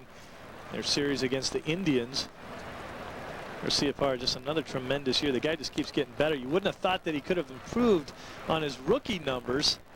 Look at his rookie of the year, 209 hits, 30-game hit streak, 30 home runs. Of course, then this year, he hits 323, 22 points higher, 35 home runs, drove in 122. Also chipped in with 37 doubles. He's just a complete player, and Boston's sure happy to have him around. Signed a long-term deal with the Red Sox this season to make sure that he's going to be in a Red Sox uniform for a long time to come. 1 ball, 1 strike. He will go through this routine every single plate appearance. Dig in with the feet, with the gloves. And his manager, Mike Hargrove, knows a little bit about all the antics at the plate, known as the human rain delay. Garciaparra says it's not really a superstition. There you see him tightening up his gloves. You'll see him tap his toes at the plate. He says he likes to have everything fit very tight. He wants the fingers of his gloves to fit tight. He wants his toes up against the end of his shoe when he's up there at the plate, and it's just something that he feels better that way. And that ball gets away, and Garciaparra will go to first base. Well, Fox Sports Net is going deep, taking you past the headlines and inside the biggest stories for insight you just can't get anywhere else. Join host Joe Buck for Going Deep, Sundays at 9 on Fox Sports Net. Check your local listings. Garciaparra walks with 2 out in the 7th inning. Now the batter is Damian Easley. No, Mar, I'm not sure what conversation he is having with Kiwihara at first base. You wouldn't think they'd have a whole lot to talk about. Nomar talks to everybody. So does this guy, Damian Easley. Look at the year he had as a second baseman for the Detroit Tigers. 27 home runs. That's Lou Whitaker numbers. Those are great numbers for a second baseman, especially with the Tiger organization. Angels kind of gave up on this kid after a few years trying to play him at third base. Comes over to the Tigers in the last 2 seasons, putting up tremendous numbers. Led all American League second basemen in RBIs for the last 2 seasons and home runs. Damian takes that fastball off the corner. 2 balls and no strikes. You look at him, he's not a very big kid, but he's got very good upper body strength. And, you know, what's more amazing to me is to know that he did that, accomplished everything that he's done in that Tiger lineup. There's not a lot of guys in that lineup to protect him. And he smacks that ball to third. What a play by Goto.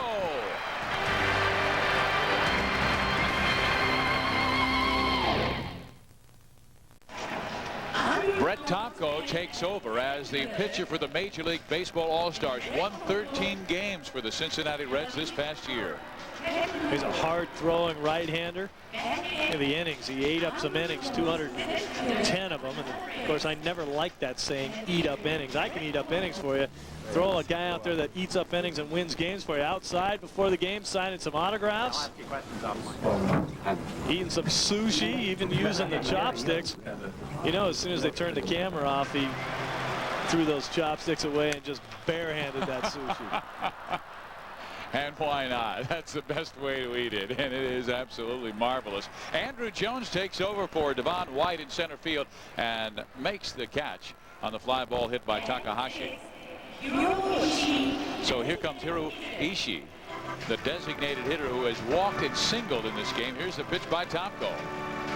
That's another good fastball up in the zone again. Once again, the guys, Takahashi not that tall. It's easier to run the ball up in the zone to the guys that are under 6 feet tall, and it's just so much more difficult for the left-handed hitters to be able to get their hands up on top of that ball and drive it. You see a lot of pop flies. Tomko brings the fastball, misses away. 1 ball, no strikes. Brett, big guy, 6'4", 215 pounds. Just turned 25 this past offseason. And again comes high with the fastball. He went to Florida Southern College, was named the NCAA Division II National Player of the Year and most outstanding player in the Division II World Series. Time he gets it in there, and it's 2-1. We all know the problems that the Reds had in these past few seasons, but I mean, just in his second year, he led the team in starts, innings pitched, strikeouts. 24 wins over the last 2 seasons were the most by a Reds pitcher since Junior Thompson way back in 1939 and 40. Fly ball hit to right field and deep. It is off the wall. Backed up nicely by Gold Glove winner Andruw Jones, but it's a double for Ishii. Boy, he has had a solid game with a walk and 2 hits. Ishii with just 4 home runs on the season, but watch him just go with this ball down and in. Once again, trying to slap the ball to right field, but he gets the great part of the bat on it. Puts a nice, easy swing on it. The ball really driven to right center field off the wall, and Andruw Jones backing up the play. Look at the high leg kick. Great extension. Very, very short swing. That enables him to catch up with the fastball from Tomko. Another Giant in scoring position. Giants had this situation in the 6th inning at that time with nobody out. Here they have a man at second with 1 out. And Tomko trying to dot that outside corner, misses. 1 ball, no strikes.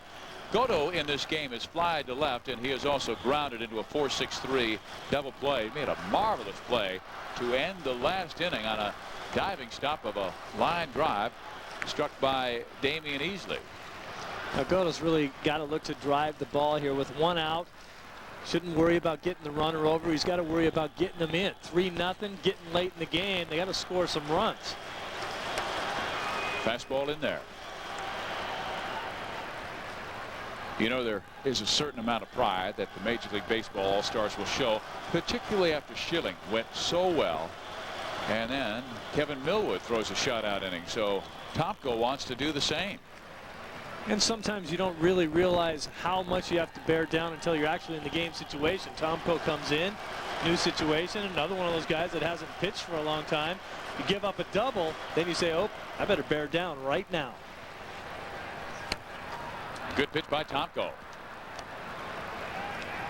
Delgado was going for the downs right there on the 3-1 count, really aired it out.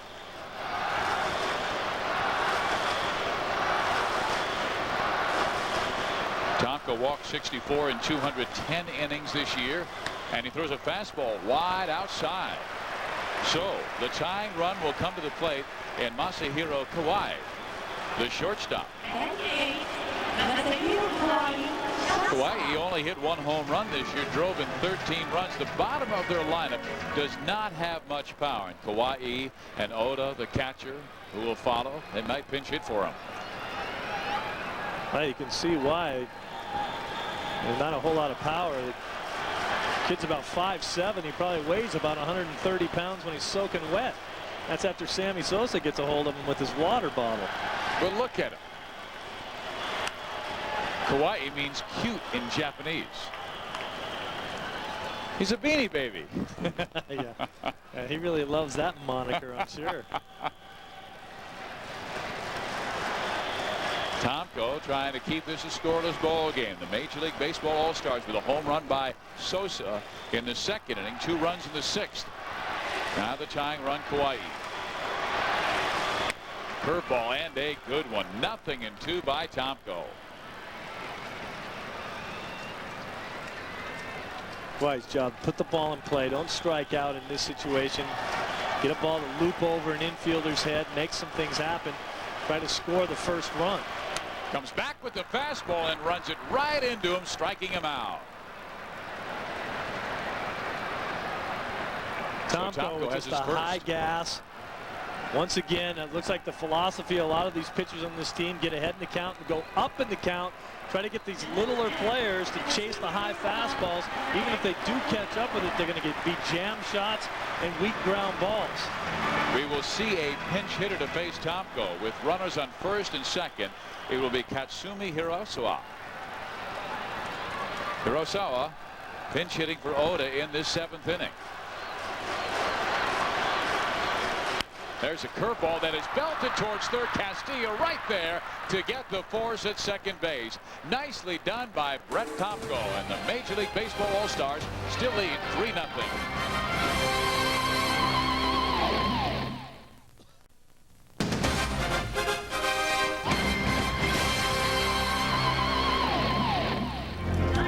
Welcome back to the Tokyo Dome. I'm Steve Physiak along with Steve Lyons.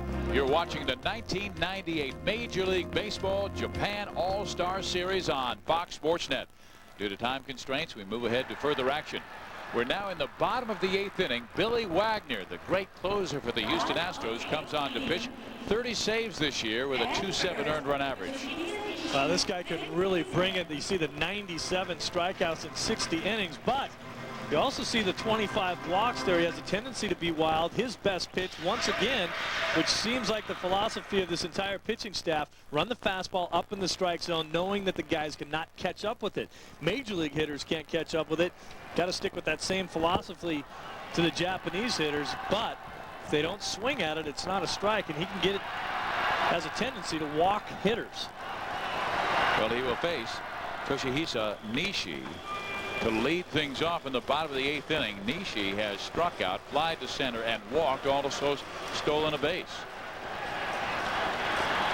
Nishi's one of those guys that you have to go right after. Don't worry about the strike zone. Only hit 274 on the year, but with no damage. He's not going to hit the ball out of the park on a guy like Billy Wagner. Hit 11 home runs on the year. Only drove in 33. A lot of solo shots. Look at Wagner with the drive from his back leg. Wagner's a guy who's only about 5'9". I was going to ask you, how does a guy that size get that much power on his fastball? Once again, all with his legs. Look at the drive from his back left leg that he really pushes towards the mount or towards home plate. And he gets a strikeout right there with a nasty fastball on the inside corner. So Wagner with a strikeout of Nishi, and here's a look at it again. He's kind of a slinger. He throws it about 3/4 motion. Once again, all with his leg drive from the back left leg pushing off, and then the stiff front leg that he throws off of. And he will face Takayuki Shimizu. Shimizu 0 for 3 in the game, a pair of ground outs and a strikeout. And there's that good fastball in the outside corner for strike one. Billy from Tannersville, Virginia. He was one of the great college players of all time. 17-3 in 3 seasons at Ferrum College. Here's a ground ball up the middle.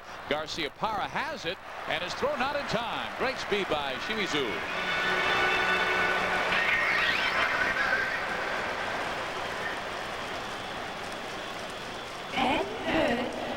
Shimizu just hitting the ball up the middle. Watch Garciaparra come up the middle to make the play.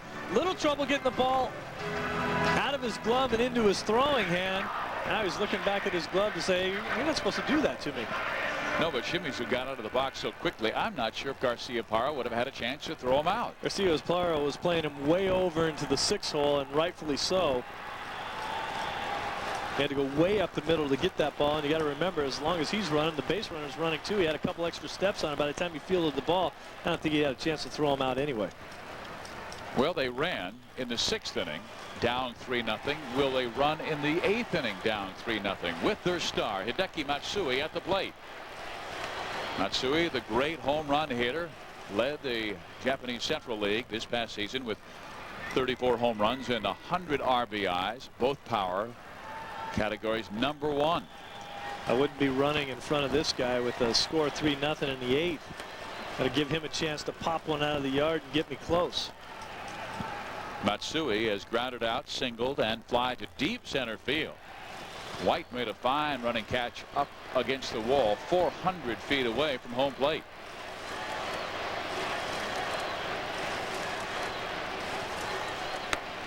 Another good fastball thrown by Billy, but it misses outside.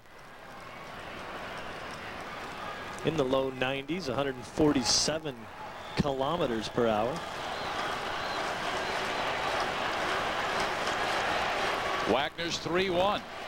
Just misses outside, so Matsui is on. Wagner wanted that. He can be awfully difficult against the left-handed hitters because of that slinging motion that he has. Throws the ball 3/4, and if you're a left-handed hitter up there, it looks like the ball's going to hit you every time. And now Wagner will face the man who represents the tying run, Katsuhiro Kiyohara, who was 0 for 3, twice flying out, the other time popping up. He hit 23 home runs this year, and he has 1 out with 2 on. Low ball 1. Kiyohara, a little bit of a rebel up there at the plate with the Brady Anderson sideburns working. Mike Hargrove watching from the Major League Baseball All-Stars dugout, and we'll go to the sunflower seeds and the notes. Nice pitch.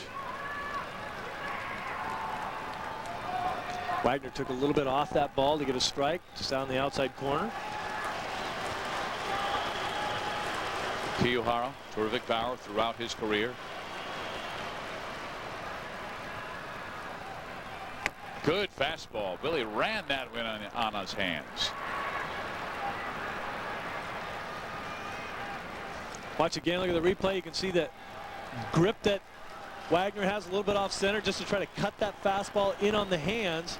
It's exactly the kind of motion he got in the good tailing action, or rather a cutting action in on the hands of the hitter from the right-hand side. Again, Wagner comes with a fastball too far inside. That'll leave the count at 2-2. You know, I was telling a story about what a great pitcher he was in the college ranks at Ferrum College. Did you know he holds the NCAA record for strikeouts per 9 innings? 19. Not 11 or 12, but 19 strikeouts per 9 innings. That's a whole lot of swinging and missing. That's ridiculous. He was the first-round pick by the Houston Astros some years ago. 1993 All-American.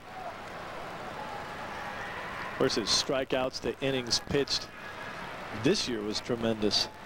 97 strikeouts, 60 innings pitched.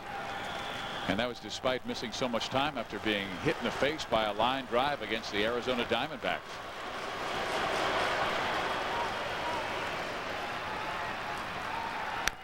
Missed about a month of the season. Fractured his jaw, but came back. Talking about 19 strikeouts per 9 innings in college. 14.6 strikeouts per 9 in the major leagues isn't too shabby. And he looks pretty good after getting hit in the face with a ball. He is bringing it. These Yomiuri Giants, who are down 3-0. Schilling started it through 5 shutout innings. And again, Kiyohara fouls it off. Count is full, 3-2. Kiyohara can keep things going. Takahashi, another fine power hitter this year for the Giants, will follow.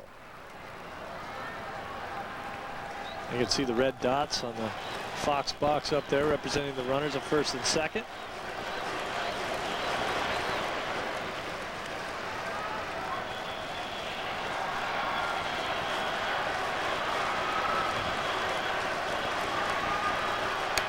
Again fouled out. So a nice battle by Kiyohara. It has been tough to rally against the Major League Baseball pitchers that they've sent their way with Schilling, Millwood, Tomko, and now Wagner the fourth. And there's a look at the Tokyo Dome. Play a little football here, I imagine, not too far ago. So those lines in the field. And Kiyohara waiting the 3-2 pitch. These are the kind of hitters that can give Wagner a little bit of trouble. If they're a little more patient, they just try to poke at the ball. Wagner, a power pitcher, loves to see power hitters come up against him. It's power against power. He can blow you away quickly. These guys pick away, foul pitches off, and he gets to the point where he'll walk you, or you might get your bat on a ball and find yourself with a single. He walked him, so the bases will be loaded. And the Major League Baseball All-Stars have their first real scare of this game. Bases loaded, only 1 out. And Takahashi, who hit 19 home runs this year, coming to the plate.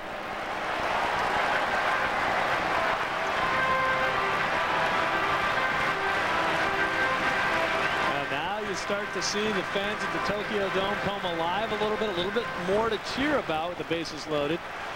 And Takahashi, who took that last ball that Sammy Sosa hit for a home run off the right field foul ball, stuck it in his back pocket for a souvenir. He'd love to get another souvenir here to help his mates.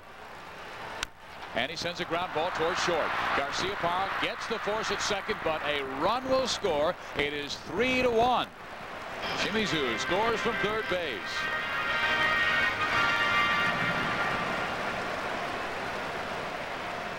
That's the kind of ball where you're not going to be able to turn two. Watch how quickly he gets out of the box after he hits the ball. He's already running down the line. Garciaparra has to run to his right. Gets the play over to second base easily. Kind of an in-the-neighborhood play over there. Almost pulled easily off the bag. So the RBI by Takahashi. And now comes Hiro Ishii. Ishii is the one Giant they have been unable to get out in the game. He's walked, he's singled, he's doubled.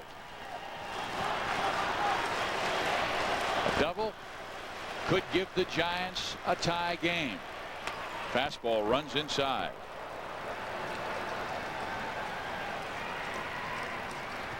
Runners on the corners. Kiyohara at first. Matsui at third.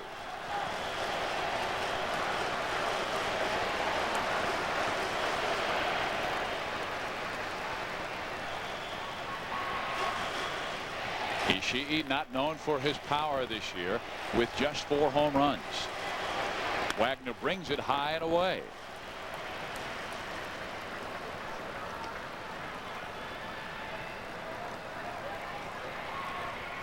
Andruw Jones in center field won a Gold Glove this year, a real flyer. Replacing Devon White. Surhoff in left, Ramirez in right.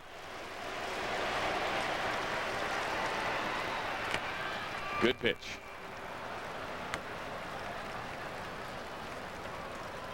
He's had a lot of fastballs up and away from the right-handers. Is he rushing himself? Yeah, he's just letting go of the ball a little bit too soon. Sometimes it's hard to find your release point. And as we keep stressing, as this series goes on, these guys will feel a little bit more comfortable being back on the mound, and he's just letting this release point go a little bit too quickly. Just high and inside. Now 3-1 to Ishii.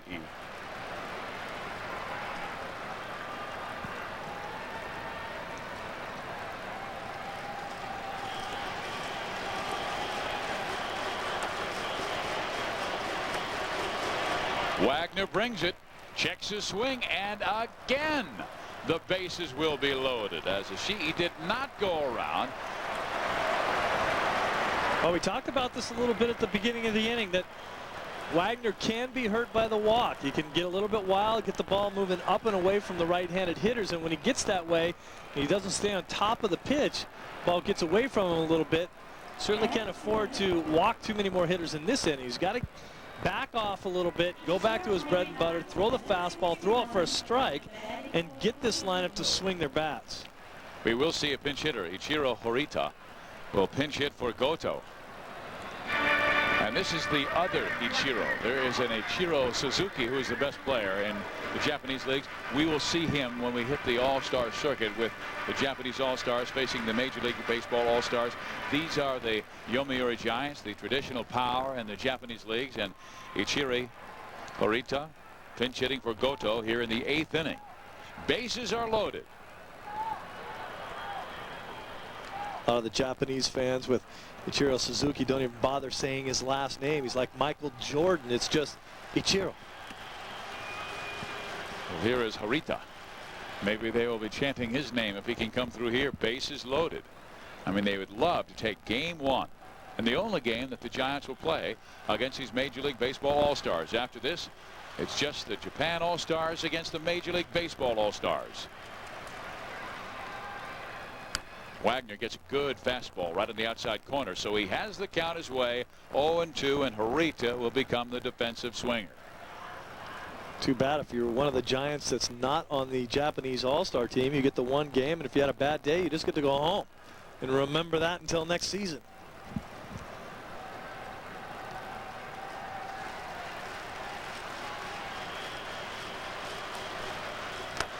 Wagner spun around Horita. He walks down the third base line. Count 1-2. Saying, man, he came with that fastball about 94 miles an hour up and in.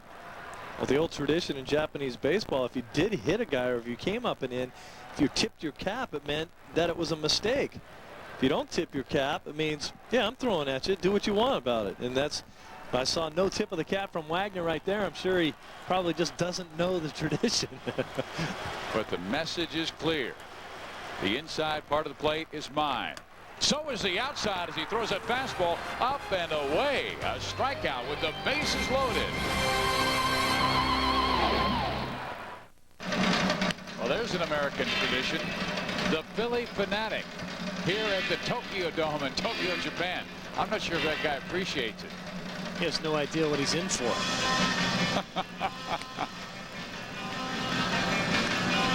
He's as serious as Matsui, the center fielder for Yomiuri. Oh, what was your first clue there? The tie? Yeah. And a baseball game with a tie. He can't wait to get out of that seat and run away.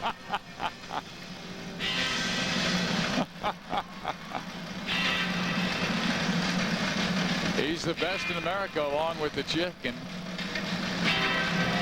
Guy's got his suit and tie and his running shoes on. Saying, I've got my in-laws at the ballpark. I've never been more embarrassed.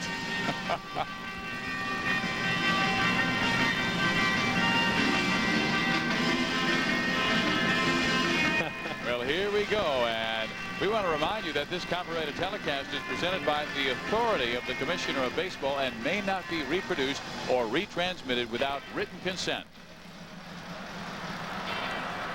Steve Physiak, Steve Lyons with you at the Tokyo Dome in Tokyo, Japan.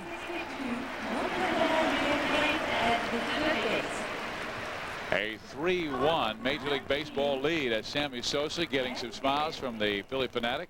And the guy who sees him most often is to his left, Curt Schilling, who threw 5 shutout innings to start it. Sosa got the offense. They're beginning with a home run to start the second inning to right field. Now Greg Vaughn is the batter. And the new pitcher is Kazutaka Nishiyama. Nishiyama with 4 wins for the Giants this year, one of their top relief pitchers in 49 games. Vaughn has a 2-run double in the 6th to make it 3-0 lead, and then the Giants came back with a run in their last inning. So Greg is out on the ground out. Bat 6, BJ Strip off, left fielder. And now B.J. Surhoff, who has gone from third base to left field, and offensively in this game is 1 for 3. Base hit his first time up. He's popped up and struck out since, as Vaughn will take a seat in the dugout. Now, one of the reasons that Surhoff played in 162 games this year for the Orioles is the fact that he can bounce around. You remember earlier in his career, he was a pretty darn good catcher with the Milwaukee Brewers, then moved to third base, played some third base for the Brewers and then for the Orioles, and played mostly in left field for the Orioles this year. So he really has played a lot of different positions and made himself very valuable, a guy that you can write his name in the lineup every day, but potentially at a different position. He's played some international ball before.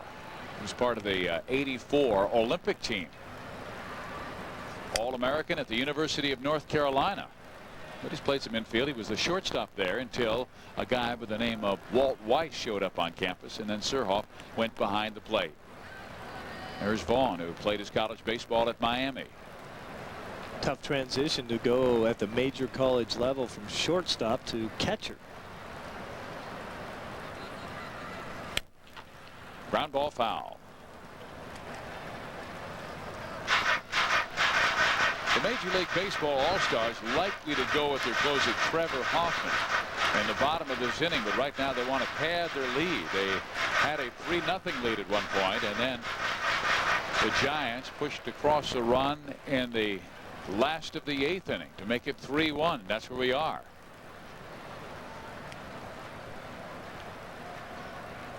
Nishiyama brings it, and it comes inside. That will even the count 2-2. Nishiyama, through 80 innings this year, gave up 75 hits, 20 walks, struck out 67, and he shows he has that same hesitation as he comes to his balance point, but he's got a live arm. He's got some movement on his fastball. He really has 2 hesitation points, one there and one there. Really makes the hitter stop and wait. And a ground out.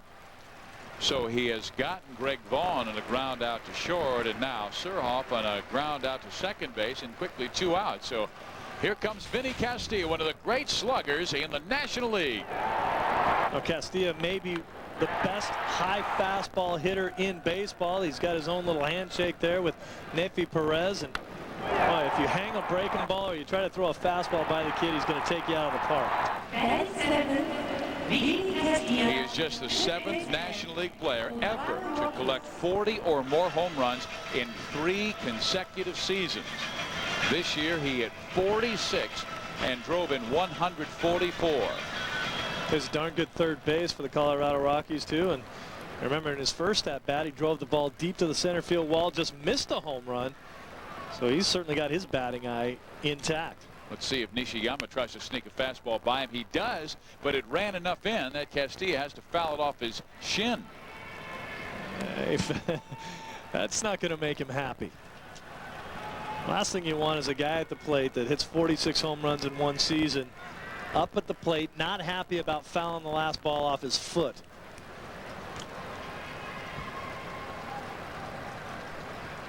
Vinny, born and raised in Mexico, is the all-time leading home run hitter among Mexican-born players.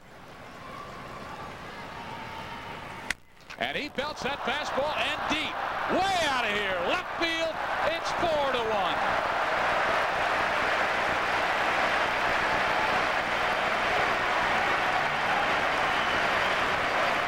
Well, when your toes hurt after fouling a ball off of them, it's a lot easier to jog around the bases than try to have to hustle out a double.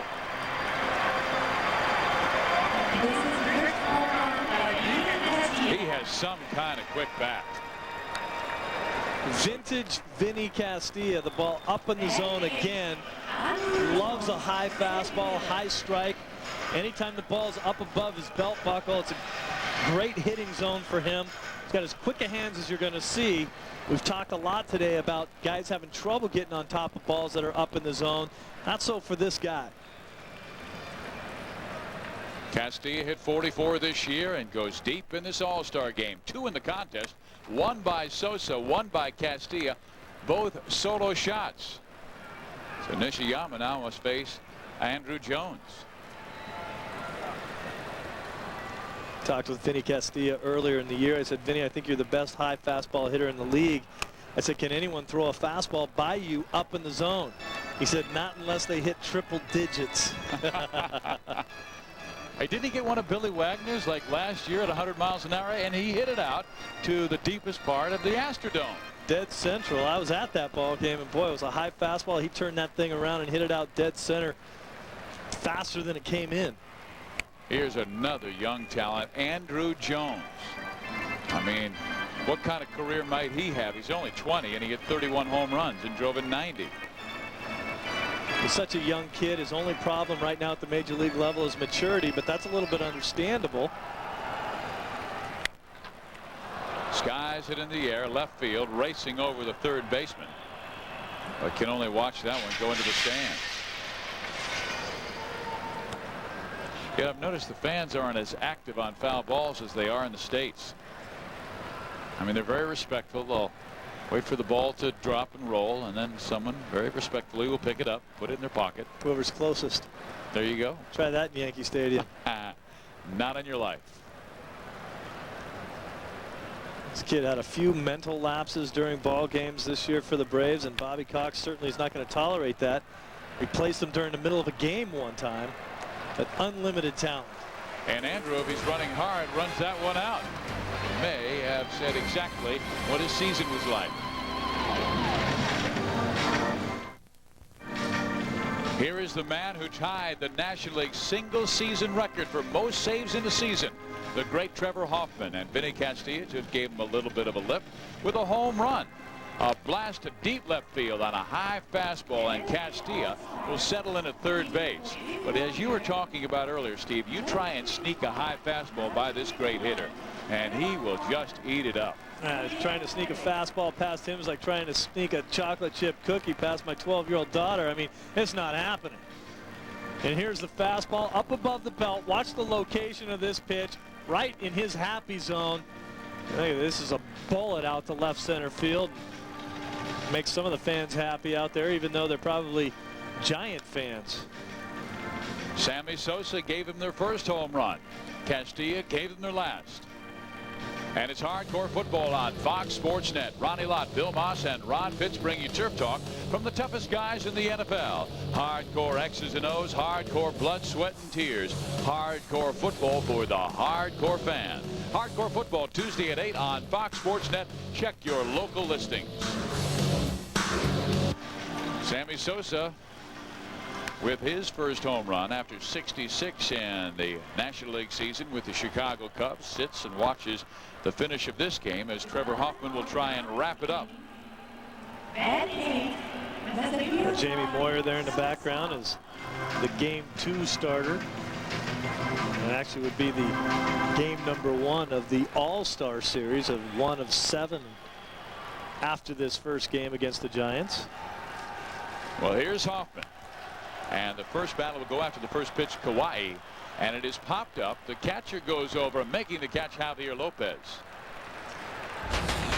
Hoffman was unbelievable. I mean, he posted 4 wins and a major league leading 53 saves.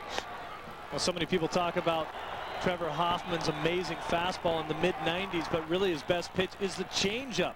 There's the changeup there. He gets guys way out in front. When you have a fastball in the mid-90s and a changeup that you can drop in there at about 78 to 81 miles an hour, really throws the hitters off balance. He's got the big leg kick, the very long stride towards home plate, and great arm action, so you never know which pitch he's throwing.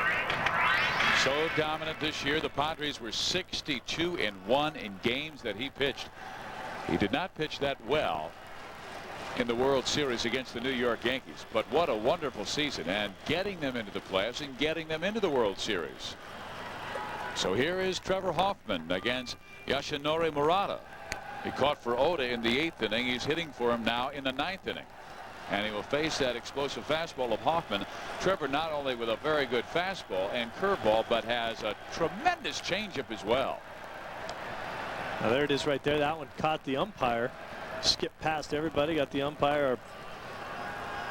You see the grip of the ball right there. This is a slider down in the dirt, I guess, and caught the umpire up off the thigh. That's not a good place to get hit. Hoffman against Murata, trying to wrap up this 4-1 lead in the 9th inning. 1 man out.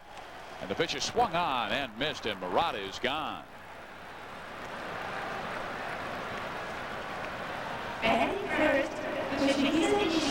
Well, here's the changeup we talk about. You see the grip, circle change. The ball just has the same arm action, but not nearly the same velocity.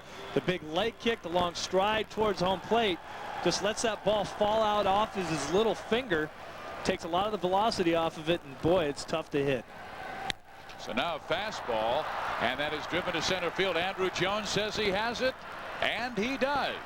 For the final out, Sammy Sosa with a home run. Another by Vinny Castilla, and Trevor Hoffman wraps it up for the save. The final score 4-1, the Major League Baseball All-Stars over the Yomiuri Giants. The executive producers of Fox Sports Net are Arthur Smith and Bill Borson. The coordinating producer of Major League Baseball Japan All-Star Series is Larry Myers. Tonight's game is produced by Steve Elkin. The supervising producer in Tokyo is Jeff Proctor. The production manager is Ron Graunick. So Sammy Sosa gets the Major League Baseball All-Star started with a home run. Vinny Castilla finishes it with a home run, and the man right behind him, Curt Schilling, winds up the winning pitcher. The save goes to Trevor Hoffman, and the Major League Baseball All-Stars will beat the Yomiuri Giants by a final score of 4-1. The Major League Baseball All-Stars will now play Japan's All-Stars, their very best in 7 games. Fox Sports Net will televise 4 of those games. Just check your local listings for the game and time in your area. Schilling gets the win, Iriki the loss, Hoffman the save. So for Steve Lyons, I'm Steve Physiok saying so long from the Tokyo Dome, where the final score is the Major League Baseball All-Stars 4 and the Yomiuri Giants 1. You've been watching the 1998 Major League Baseball Japan All-Star Series on Fox Sports Net. Good night, everyone.